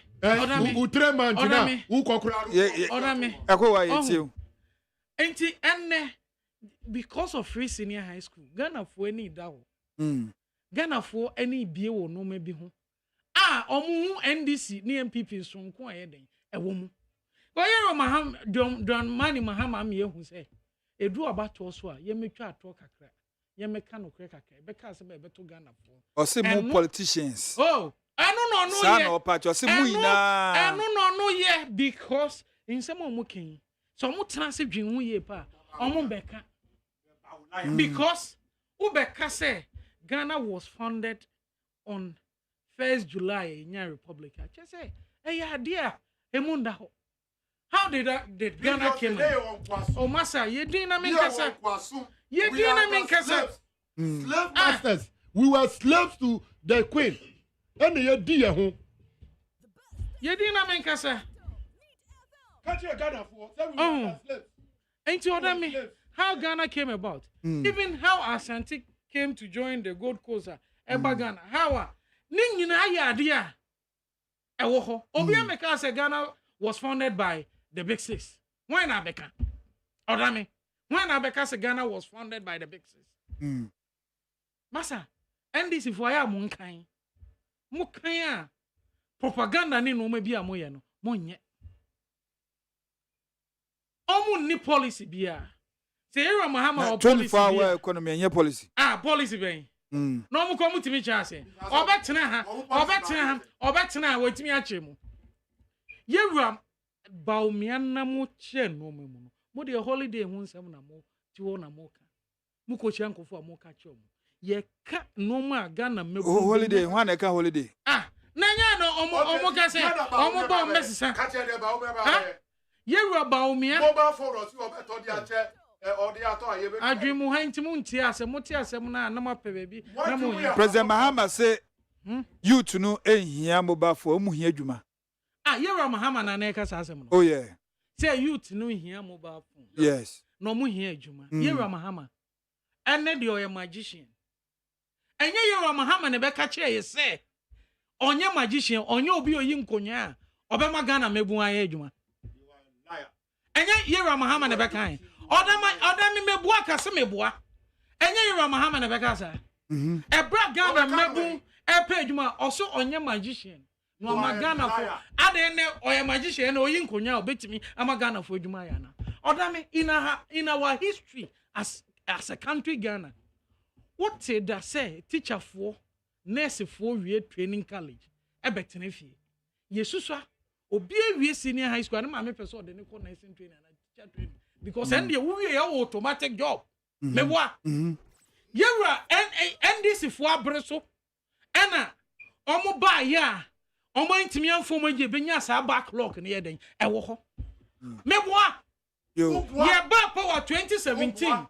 Ye fa sa 2012 2013 20 me boa da me catch me say me boa backlog of nurses and teachers amuwie training colleges no and him for abreso and as a backlog in ba na in our history and see that me boa no mo ye double track no and mama fa teachers me in our history no obi wie nurse adwuma obetene fie be 2 years 3 years no and see that Mahama Abreso and a chassis. And until near power 2017. Sa backlog 2012, 2013, 2014, 50. Ye fast uncle for to the extent say. Ye fa Oma na ko private nursing training college. Me boa ka se me boa. Ye ra Mahama Abreso and a sa backlog ni na buy. And so I say Ghana for me boom pe adwuma. Hey, ye ra Mahama. Double track ba ye fe teacher for no mutifie. Ene nyame adom 2020, 2021 for 2024, 22 for ye bie momo ye form. Enti ye ra Mahama onye nipa foforo bia wo. Ana office obeka say enche na ere fi asem. Ghana for homo kai ne papa. Aha woni ateti odi Ghana for fam. Empo edudum so say ye hwe ne ntimi ntua realistic prices a yenye den. Ye num ye light. Say Ghana ha hye ye ntunko we. Ne nyina ndi si abriso ye ra Mahama mo abriso e no mo kai messe Ghana mebun titrew. Ye nuanom na sefo teacher fo atifia. Afi na ye be postio. It's not the creation of MPP. And MPP and the creative cyber clock no. And ye NDC abreso. Abemu boni. No muntimi fast anko fwe adwuma. And a mass cyber clock no. Abai we ba 2017. And a nyamiadum kakra. Ya for intimate so. Say NDC. Ye ra Mahama. Say twan ho be ka che o say. Esi mama adwuma ono so nye magician. Obi oyi nkonya na magana fo adwuma na meka asema cho sa credit scoring na omo ka ho asem mami first issue last issue no ka na mami address preku aha hwe sa credit scoring na omo to o ka say yes e be mo phone no matua yewura ba omia e ka asem a sanse nimde no wo ho no we odin kiremu ye den ba NDC fo nti asenti no man say mobile phone one city Ghana for ye mo adwuma ye. Ye mo adwuma ye a wonya sa credit scoring na. The opposite wo to wo hia so obesisa wo sika se mobile phone we a obesisa wo sika eden akoto. Because o credit score ye good nti obetimi akoto na busum bia nkaka. ODAME phone ya me using. Phone ya me using. Mecho kwa me fa so a meto no. Mecho kwa me fa so a meto no.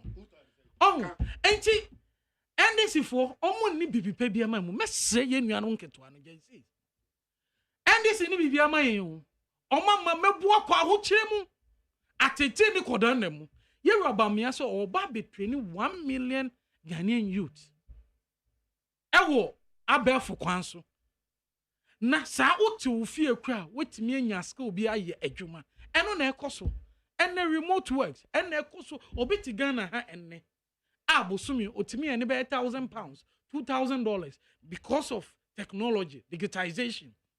And no na ye roba omia say obe boa Ghana for emebun e wo sa kwan wo. Ene ye roba omia say oba ye nyina ko or the tax we eba amnesty eba ebe boa enjuma na omuso taxes or say port kwan ye fa so gi taxes e wo port ni we no oba be ye ni Togo de ni nyina ayepe senia ye port ni nso there will be traffic ye betimi generatory funds bebre e wo ha Ghana for importers ni exporters nso e ho be han hom. This is the policies aban we enam ebo ho nto eche mu che Ghana for say muntu aban man na ya ye bida ye nim ye ba ye bebi e be for man ni fi ye enhihye hwe in the midst of all this hardship ekoso wi asekra no aban eguso roll out the pro policies. Okay. And then what to say health insurance service providers what is omunso cause aban we buy she share panning to your painting claims say see etua mom ye tua and obi a hospital ne ho ye den etono and random makwan said there should be 3 months space and no ye the people say mo claims in any way nyina eno no me say you are a journalist go check it the various service providers health insurance sene omunsu biema last one omuntua May coming yes eno mrano sana mrano eche ba ye mu say NDC abreso ye ba ye be take over no mo de ka over be ye 1 year omuntua from May be no omuntua eno so ye mrano and I make a we busy who's today me say last bit The NDC mean some na from May coming. You can cross check. You about me say. You about me say nyame adom. Ghana for to aba mana. Ye nuamo people with disability. Say be ye nuano ma omani omuna ni omuye omuya no. Oba boa say ombenya free university education. Okay. Me say Ghana for. Aban we ni aban e won hihye pama Ghana for. Ye nuano ma NDC for the omuye nyina politics. So maybe we need political power. They have nothing for us. Ti me say me nuanom ketu a afi no manya mfie dum wotwe. Mahama tan yera Mahama breso no na bi o 8 bi o 10 years ni we no. Omo enhu sa hardship no. Ba enne omo beto aba. Ti ese ye kasa nsem wo echo no mo hu. Ensonso ye da yera Mahama ene yera ba omia entemu. Na o de obetimi aboa amo ma brabo etimi akonkan. Oman na etimi akonkan no yera Dr. Mahmoud ba omia. Yo, yeah, that's it. Bismarck Akowa na obtaining can from the MPP. Your last leg issue episode ye share. IEA no muso ma schedule presidential debate for October and November. Bize Bismarck Aite chairman NDC Mobeko. Odame eno secondary matter. That particular debate is a secondary matter. Uni bibi. Iti. Mami can't say munchra. On my way on. Apart from Accra, Ghana so far. And he say ye kasa. Yes, you touch Miria. No actually see how two brain was. Bisa ye ni ayo ti we. Say also omo ba ye no, omo be fa nurses for. Bisa omo so sabi. Omo de omo ko gungu ko buom. And that's what we do when we call you Juma hospital. There's a person who marry better and said about debating so. Mami answer no. Rhetorical. Answer also me answer no. Me bisa Dr. Baumia. Any na pamfo. So omo ba ye nurse for omo so omo fa omo no. Sabi kuko buom no omo do omo ko wura ye. And that's omo do omo ko wura hospital biti say rage. Hospital biti say UGMC. Hospital say Bank College. Bank of Ghana, a bit say the AC tema. Any hospitals are who do see. So move for a teacher for maybe so say teacher for no. Sabi, Omudi Womuko Ura, Akuko Buomu no Muko Chadie. And now say schools are John Mahama see no Muko Ure. When are John Mahama see? Odame mami answer no. Yeah, mami answer no. Mami answer no. Between Mahama and Mills. When you go to when you go to Ho, you will see university there. Go to Sunyani, you will see university in charge of natural resources. Yes. Bra Krobo, Sumanya area. University of Environment and Sustainable Development. Secondary schools here. Wow, schools under trees are through Professor Nana Jenopokwa Ajiman, the first female incoming vice president of this country. Secondary school improvement. Extending classrooms, extending dormitories. They all are mounted. And I'm not sure Kramunya be Emma teacher for you. Yeah. Nurse for me, who can say, yeah. Until now, all Kazan Pesana can be son. So, Mubaye, apart from hospitals at John Mahama see, hospital saying eno muesi on chemi hospital Nanado Kufuado abo odi so abo from 2020 no kuta apaso ni so any de kika ho V8 any edidi nachi oduru ha panyan mi ba be we oduru ha panyan de he na come onto stream say aye hospital anya say school a ye di nkwara ni nyina ye di owura John Dramani Mahama start ye na sika da ho wo mo abewie bia ebi atimi aka ngure mu amene wo kasa odame enye omo no omo ba ye na wo mo si uwie teacher no uwie a ye post you cultural and essential exams u failure trefie if you wo mo pass essential exams no license enye ndi se abre so no pass MPP ba ye MPP ba ye no, it was a continuous development thing. Okay, now say akwa say na mu see hospitals, na mu see schools. Internet ma backlog in the buy. And no man for be because John Dramani Mahama who say akwala no owi say na me kan nyaku home say bi no be. Yes. Enti was say they expanded the economy. Nche mama amfa teacher for the nurses. That does not mean say ya amfa obi. Ebi be call retirement. Ebi be wu. Anti na mo twen for that. Oh. The whole canon. We are bringing the debate to low belt. Low belt thing. Understand? You are bringing the debate to low belt. Me catch you say, a baby ni one make effort to employ. By our effort to employ, Emma, we saw the need to expand. Yes. We are UG hospital there. Kohwe di padudu eye juma ho. Kohwe di padudu eye juma ho. Se sa hospital na ma. Na ka bisa se na ka san kofo no mo be ko. Etuba na ya create sa hospital we no wa be medical director. Na se phase 2 Ekufado ne besi. Obesi dia phase 2 dia no ye. Phase 2 of it. Even equipping the phase 1 ne kra no. Ekufado ne be ye. Wo ho. Ya MPP wo ho. Ya hwe yi a.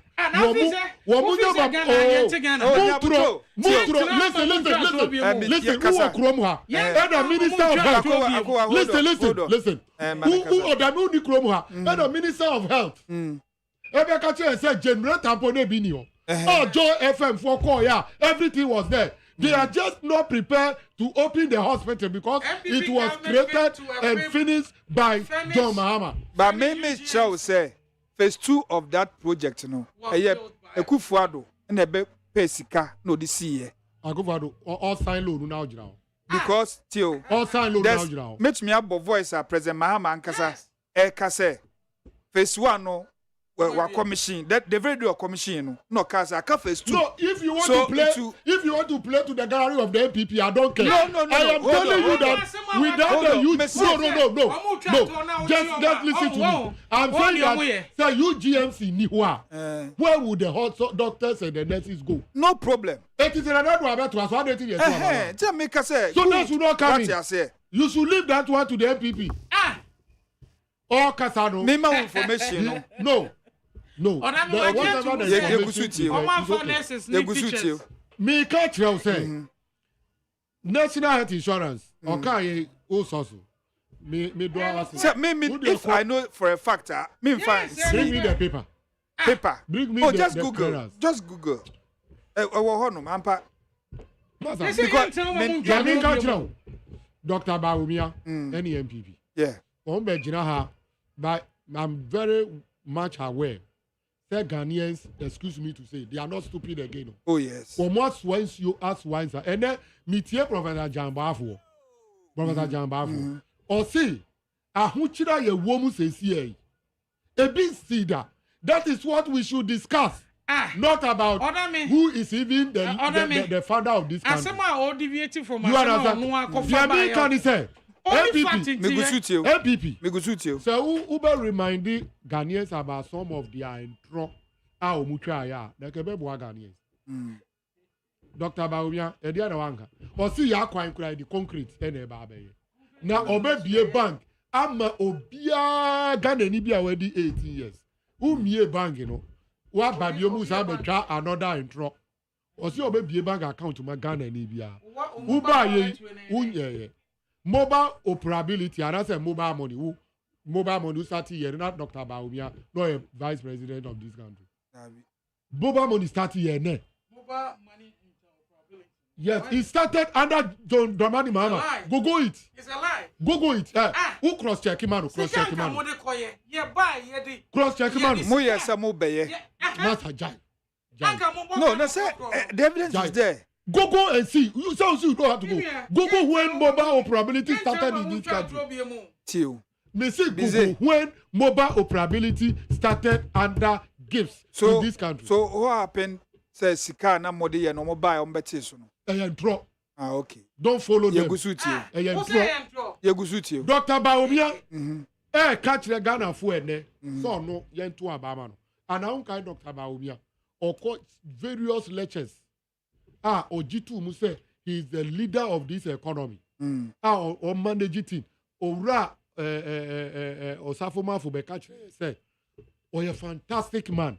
Nanado Bekache say, or no, near Juna, the Busi Kasem. Echisheye. Etino, I call Dr. Baumie Free Bank of Ghana. Yes, Kasem, dear Nababidu. Yes, Kasem, any of me can call you point to, dear Nabidu. The hardship, a koyana fuel, ye tono, sika ye dito, a gallon 14 cedis. As a siamini who can say liter 14 cedis. And nuna Ghana for where so dear tuaba. Kenke, no, I must see 50 pesos, 70 pesos. I am the politics called Gina Marata Market. Nana Doni Dr. Baumia. Ye bisa Dr. Baumia say ya kenke say. And kwala suku fees. Na ye triani say. Oba be kaso oba be maye disability for free education. Tertiary. Aw. Na uti akonwa so. Uri nana Doni ebu omeyi. Ena mudi free senior high aba. Mudi bom hu safo hini. Eti so wa adwene papa. Admission be cost September year. DNT and so you want to cheat the conscience of the disability people. Say about mamu free education. Now how many of them are even in the classroom in the first place? So what is here? How many disability people are in the classroom? And to ya banya uwa tunya ebe buasa tertiary free senior high na. And was that disability people on Mundam Street in Uzono, which you are share classroom. From class 1, no more secondary school. No more to be benefit from that free tertiary. Who remember people with disability? Because you know, say they are even few that you can start now. They are doing papa now they can. So what is here? Dr. Baumia, and you'll be the catcher and assume you say, Uncle Kasa or Baba to mobile phone. I'm a Ghana fool. Now debate the mobile call. Maybe. Debate or no debate. Okay. Kofi Kwaku Bakon. Yeah. You're Baptist FM. 2016. 2020, prior to 2020. And no Rajon Dramani Mahama. A call for debate. Kwaku Bakon, the mouthpiece of MPP. Oni Kwame Sefaka. Womu ridicule the fact say Orajon Dramani Mahama na requesting for debate, you know. Nature say that debate can never come on because it's not in the mouth of a flag bearer or a candidate to call for a debate. Nothing I make Ghana for Sevi. Yampenyi for no mu di ehwamo. Yampenyi for no they are some of them omu person be yusu nyansa nya media dum wo mo. Hwe na say Dr. Baumia call for the debate you know. Kofi Kwaku ba ko wewu. Kwame Sefaka omo ewu omo ayi mu. Omo. Enti adenti na omo and repeat their words in 4 years 8 years back. Yes, I won't say. Wamunti ya wahu. Oh, won't say. Wamunka we. Oh. Kwaku ba ko wamunka we. Kwaku ba ko abeka se Baumia calling for debate you know. It's unnecessary. Wababeka. No. Nasa make no previous no tape no and the surface here. No. Because see or no repeat say we a candidate na who qualify for debate and there's a one person debate in Grababaso. Wasaka 2024 yeah. We like their credibility. Especially Dr. na ODAME is here. Papa no ODAME is here. Man be Kwachi something. Kwachi. Yeah. Kwachi. Yes. I trust his integrity. But where we are now, Baumia will debate Obeya. About on French is central for Namuntutuna no. On Fre Aboso Kai for no Muntutuna. Adentia. Because Oshe Omubo. So ba dollar CD na Mahama tam na ye 4 CD na o se ya atwamene no se ye 18 onko no mumbisa no wasem. That is the debate. The straight debate is what goes to run the election. Because of credibility. Because what can try says ya we say John Mahama ne ho something no he wants to drag na then apreko utimi frame say me no we be di agro. Otrofo ti so no. Say one of good afọ na Baumia. Oh no, e preko. Nwa yefi. Wa twantrama ni nwa yefi. Preko ni nwa yefi. Preko yefi. Ukọ gogo sesi a ono odi hene. E wo ntromu wo mayim. Okay. Onfra gutafo. Guta Ghana Union of Traders. Yes. Onfra wo mu no onu wo mu go di nkomo. No ntie gumbe a o mebo egu na som. Ofiri ho a onko temapont.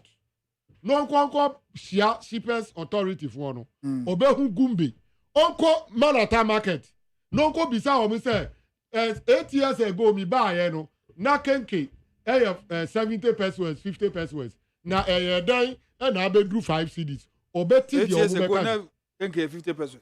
50 pesos is 70 pesos wom. 8 years ago. 8 years ago. Now talk ODAME. You say 1 cedi ni 2 cedi. What I catch you? What I catch you? 8 years ago, no how many years? No, 30 something. 40 something. Enti who wadwiri mu no. Pio wow na adwiri mu no nti ye yiri ni nti na wo say we are here be. Okay. No. Dabi tie the analogy or be ba. Tie. Enti o pa che me say. Who pa che say? Mani continue. E o say na mu ya din to extend say keke ani e to 70 pesos no. Ye me to. Wo de me yentie ne hu Doctor Baumia. Ye tie. Kaza ye. For his information. Onimu a You're Dr. Mahmoud Baumia. We engage Guta. We engage shipper, importers and exporters. We engage NAGAT, NAT, CCT4, all institutions and matter stakeholders. We engage you for his information. And I member. Also, issue na ye discuss or see Mahama say Aka say Ghana for here you mobile phone. And I may man information say in our history in Cedar, say a teacher for a nursing for more training college.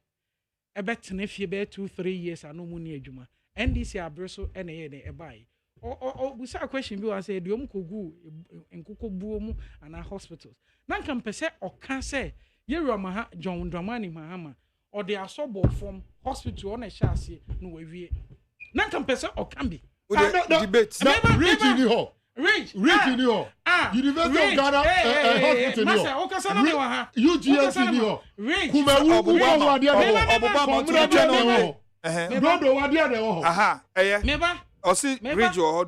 Ridge Hospital.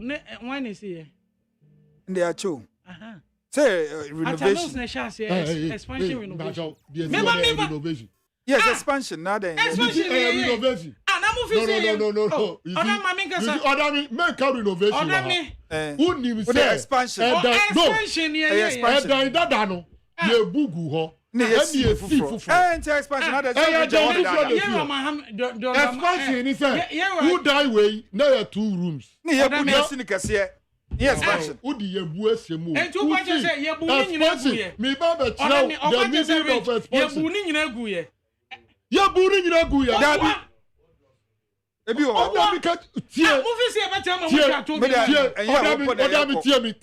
Me tie. What is your definition of expansion? Expansion is that na we see atare ho. But yebu die no. 2 centimeters there. Yebu half nyina gu ho. E dey see ultramodern hospital. Into rich. Regions with the expansion. Expansion.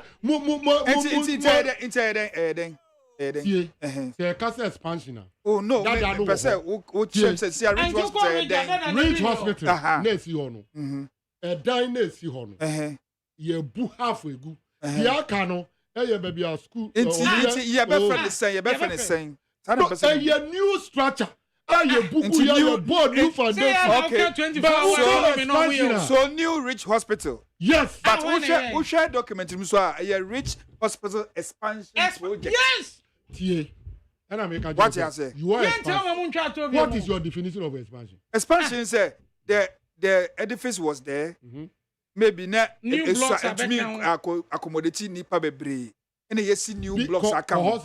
Because I said Niakufo Baye say expand secondary schools in Ibino. Yes, obesi school for no. Well, infrastructure. Yembu baby engu. Kufuor de no ye mbu ba bia. Open hospital a ye bu. Enti mi ba cha wo Labadi. Dia koso wo Labadi.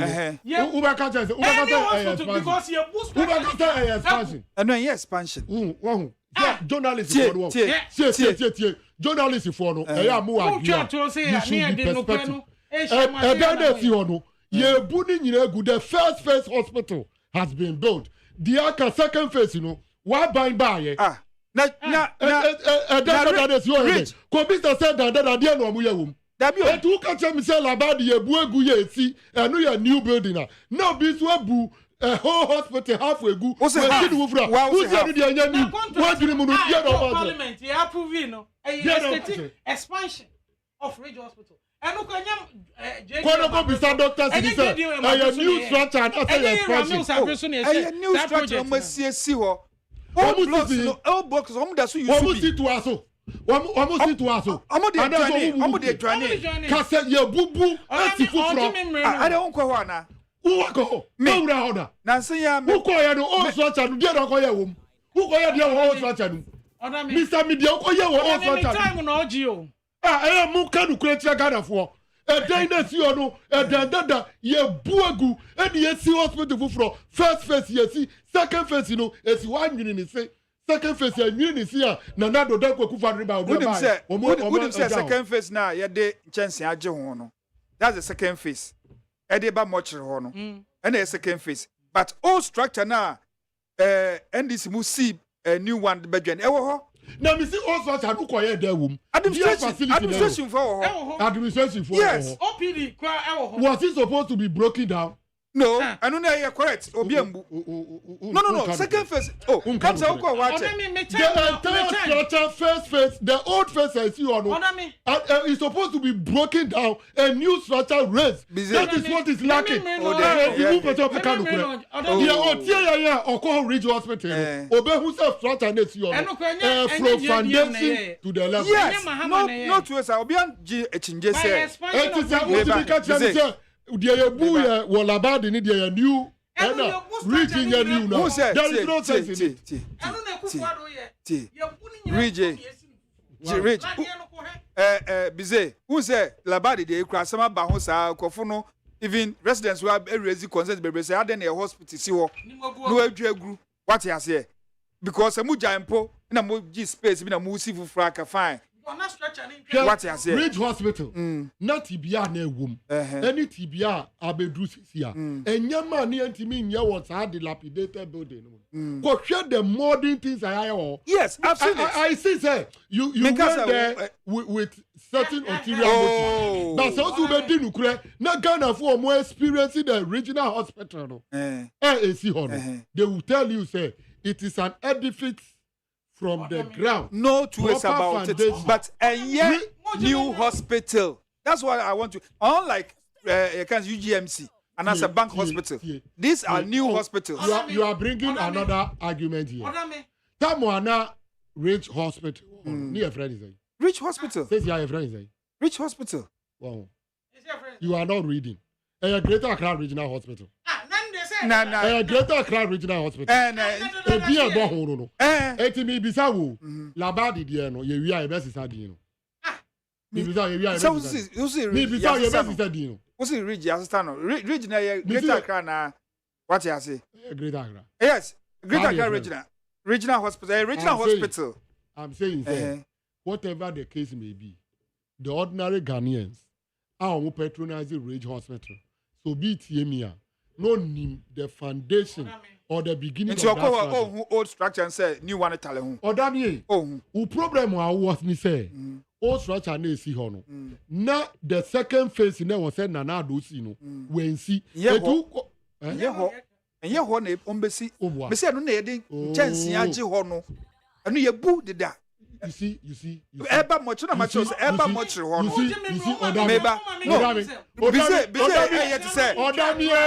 Odame. Me catch now say per the arrangement over there no. The entire structures over there were supposed to be replaced. Then the who say a hot na specifically eba be see die no. Una ho musu no foundation ho. Who call what che? Bismarck akowa yanko. Entina me catch any say. Or say me say you can say debate. What do you mean by ODAME? Because time na so.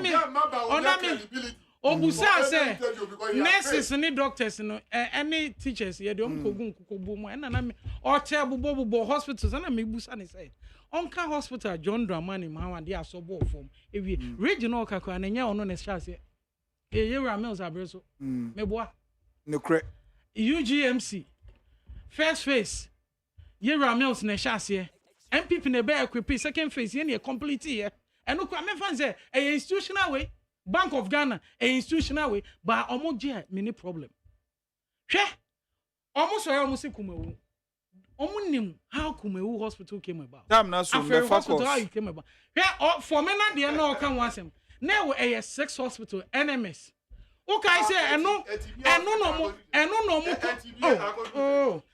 no mo koje loan for sa NMS hospital na 6 a Roger Metal Nunu Beka so mudi because it can be koyomo research MPP Baba power na say ye re-engineering e parliament koji approval esa seeking another funding e de be support sa NMS hospital na anyame adom ene yetimi commission for mental hospital yenko yetie for so bra ye be saba ye be saba nurses ni teachers na ye be saba Omo tenefie from 2012, 13, 14, 15. Backlog no. End this situation. Okay. Yebe saba. Yeah, ba power. Echefo ye ba mo so wa wuti a obetumi afre yen wo ahome so 0302 257 902 anase 0302 243 540 ma yentie wo so wadwenkyira wo de ba. Hello. Yeah, many of them me tell no pay. Mejo so na mpacha ho na ekase. Wa unu am. Pe wadwenkyire. I mean tell me MPP ni no wakasa pa. Na ntia kese pa nkoma our next president Ojifo Dr. Mahmoud Bawumia. Any Frank Sidi be kwesun next MP. Emi ya pa se na NDC mi oti wakasa. Me Mako Rich Hospital. Yewura mills na start expansion. Bibisa na say na old UNCC wono. Ade na no de omamu. Ba mo say na mo see rate, and na mo see rate so na expansion na mo ye. Ye ba ye so ye to aso. Second one, Lagos Hospital no. O mo refi say Mra Bank of Ghana na Lagos officials no. E ko negotiation no. Mu president Yewura mama. Ene mo mo nya convert yi. O mo na ye mo yi no mo see sa hospital si wo. Dini amuka no munya ka won tro a edisi fo edi wo Ghana hwe duma papa na kufu adwaye next Sunday go back lo kwa na ye kan wasemi and we jai ka na wo yi mo ba ma mfa wo mo bisa kwa kufu ban na kwa da ba ma ntimi mfa wo ye ne ye fo mo hwe duma mo de gu na kufu ado so obetra wo so na ntro na wo se twa mo twa mo tan ye ba munya be a president in this country mira mama obi esa ma pa ya yi. Okay. Hello. Good morning, Pacho Hwanyo. Original Cocoa Africanish.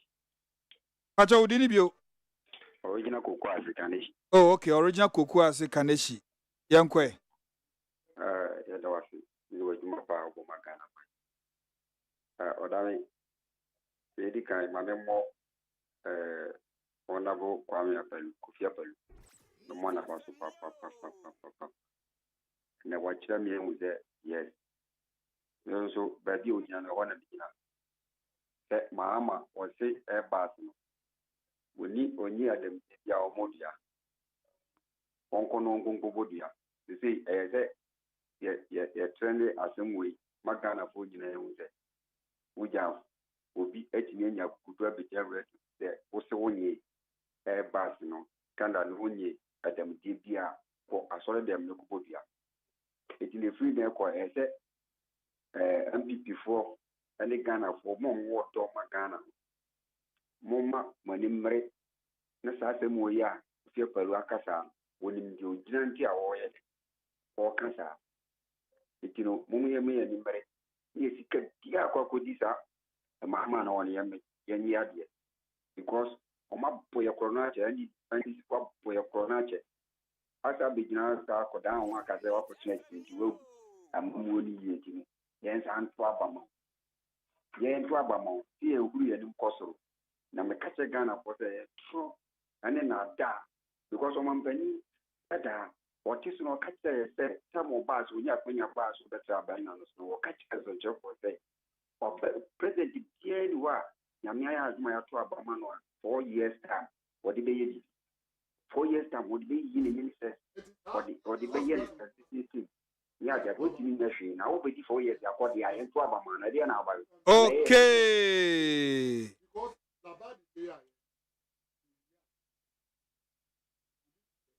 Hello.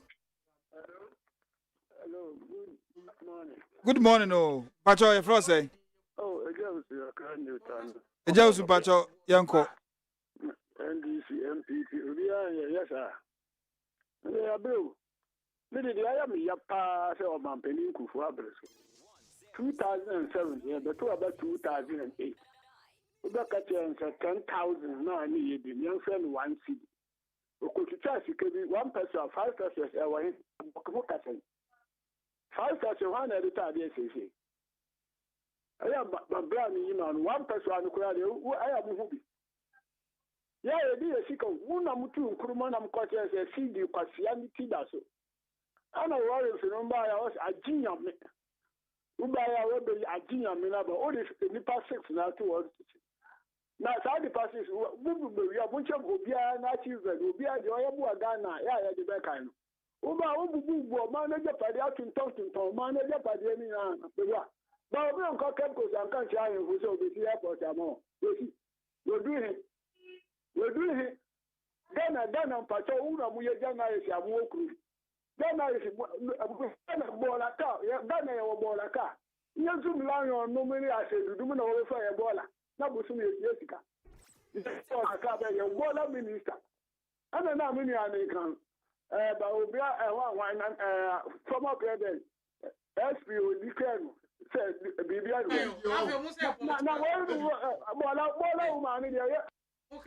Okay.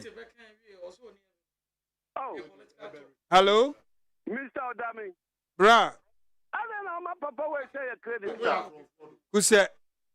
Oh, okay, some when I never burn it, you wouldn't name the Okakra. By the way, my member of Basu. My yelling are down for no Alaji Gado. Yeah, Alaji Gado. Yeah, my mentia may be Sawa Kumsin, Kaswa MP. And then they His Excellency Dr. Alaji Mahmoud Baumia. Oh, Odami, Ghana for you Boa Basu.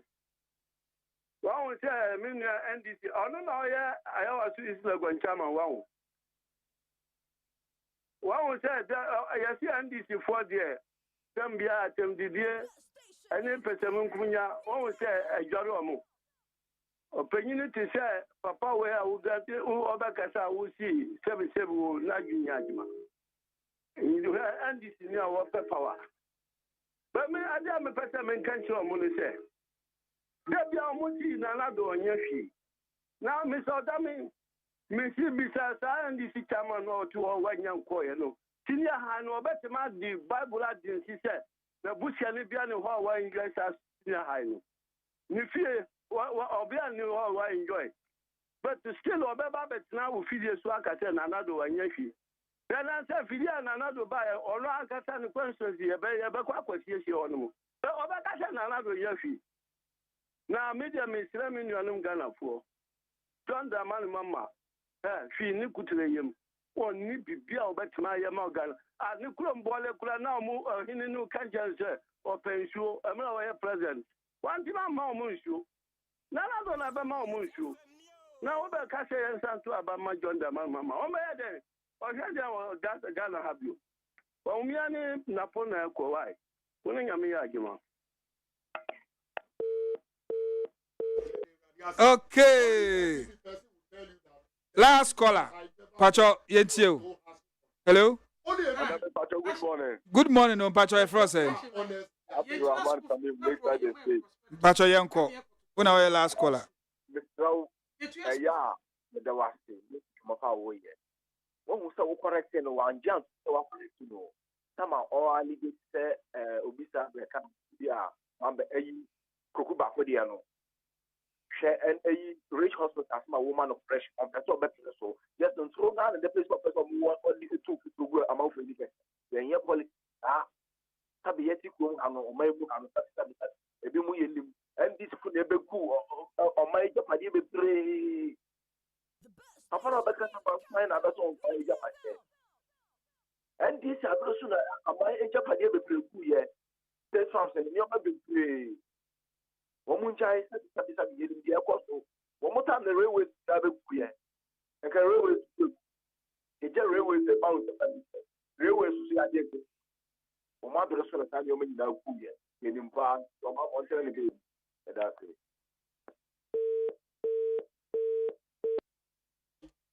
Okay. Aha na yede course ni si. Na Bismarck Aite Abobi. Me pacho wo last comments for the show. Yanko. Madam, the American say Ghana for us once you ask. Okay. Na the beye eniso ni say ye be kwa koto aba based on someone yak ni de ye ni wo mu edi hu nkomo ni de owo mayi daachi adase o mayi daachi dana kumaso ono any professor na genopoku agima any yen papa John Dramani Mahama na Ghana for ma de bia me ka asem we kire o afi na wo kọ JSS we wie secondary school or university Ghana for ma His Excellency John Dramani Mahama pese obi akwenya bidi mamo what we call that screener man penetrate through professor na genopoku ma benya dibre no muso contribute to this economy. Okay. Tamwa obeye UCC vice chancellor. O free hoyi. Uko Texas oba na vice chancellor. Okay. Uko Lagos oba na vice chancellor. Chete say ya mami ebeye the first vice president 2024. Ebema yema nkitwa ni mpanyifo anya ahotoso so my way. Okay. We can reward both sides. Yeah, that's it. You know, you better omunyina say. But December 7 they should vote and vote massively. They will vote for against John Mahama and all the parliamentary candidates. Okay. Especially people of Ayawaso. Semukwa, John Dimelo and John Mahama. Finito. The Jones. All right. Odame. Me the America chair Ghana for ni say. Me no see ya so ya swansa. Yera John Dramani Mahama why vice president da why president da. Ye ni munsema. Ensema o ka chair Ghana for. Ye ni masetena boni oni etena ye. Ne time cholera. And what is a cholera kwaku? Enim go asempo cholera ku amanfo. Enne what enne Mahama enne ye grandma say omo women's bank. Why grandma no? Ye Professor Jane na no pokwa. Grandma saying. Also omo women's bank. Ba me ka che. Oni bibi. Yes say kwati kwaso be mount to might ye ni din. Mami ya penso na teacher for kwa choko munya nchoro. Mami ya penso ni Area Muhammad John Dramani Mahama abreso. Ana maslok sika eja shi Madina market ma e shi omo noma omo stores omo japade ye mom maslok sika si emfa nkomo oma eye sedinam tamaklo sika na nko ma ne ho ene court ebuanfo se sika no omo afa nkoma Madina market ma. Okay, what do you want to say? Enti sanko fo we some promises ye the women's bank ewen me ka che Ghana for maslo sika kwa ketua eja shi Madina market kwa omu fe gombotom me ka che Ghana mabun ebusuafo wo hwe from 2017 besi 2024 enjuma ediama Ghana mabun aya ebinsi da butwe. Yes, 2 million Ghanaians under you. And a buying a gusu born in home modern. Or gusu born in home modern say, a mebu messe. Yepe a buyer a woman mebu edana kuma soa. A MPP Amanyoko. Okay. Which investment a yayo education ministry ho education sector na. Nina ye baby at 15 seconds. Which investment a yayo yes youth and sports. Nina ye no my titi and mebunu. Enti aban we wo mabunda na kuma so wo hwe ye communications sector no nhihye de egu akuma eye de ebeboa emabu no amoma brabo etimi akonkan ti mese omo meme ye fall to NDC atro eni akohwe no omudi infutu omutugo mu ye nyina yetie okofa asem ne ba no chat what no kwan ba no wadane no okay omo ni bibi pe bia ma yen yanto abama yewra Dr. Mahmoud Baumia na enkanko a ene hihye pa na nado ahihye no ya ba beto so magana konka all right yeda obibia se na aha ena yede yadwumani na AC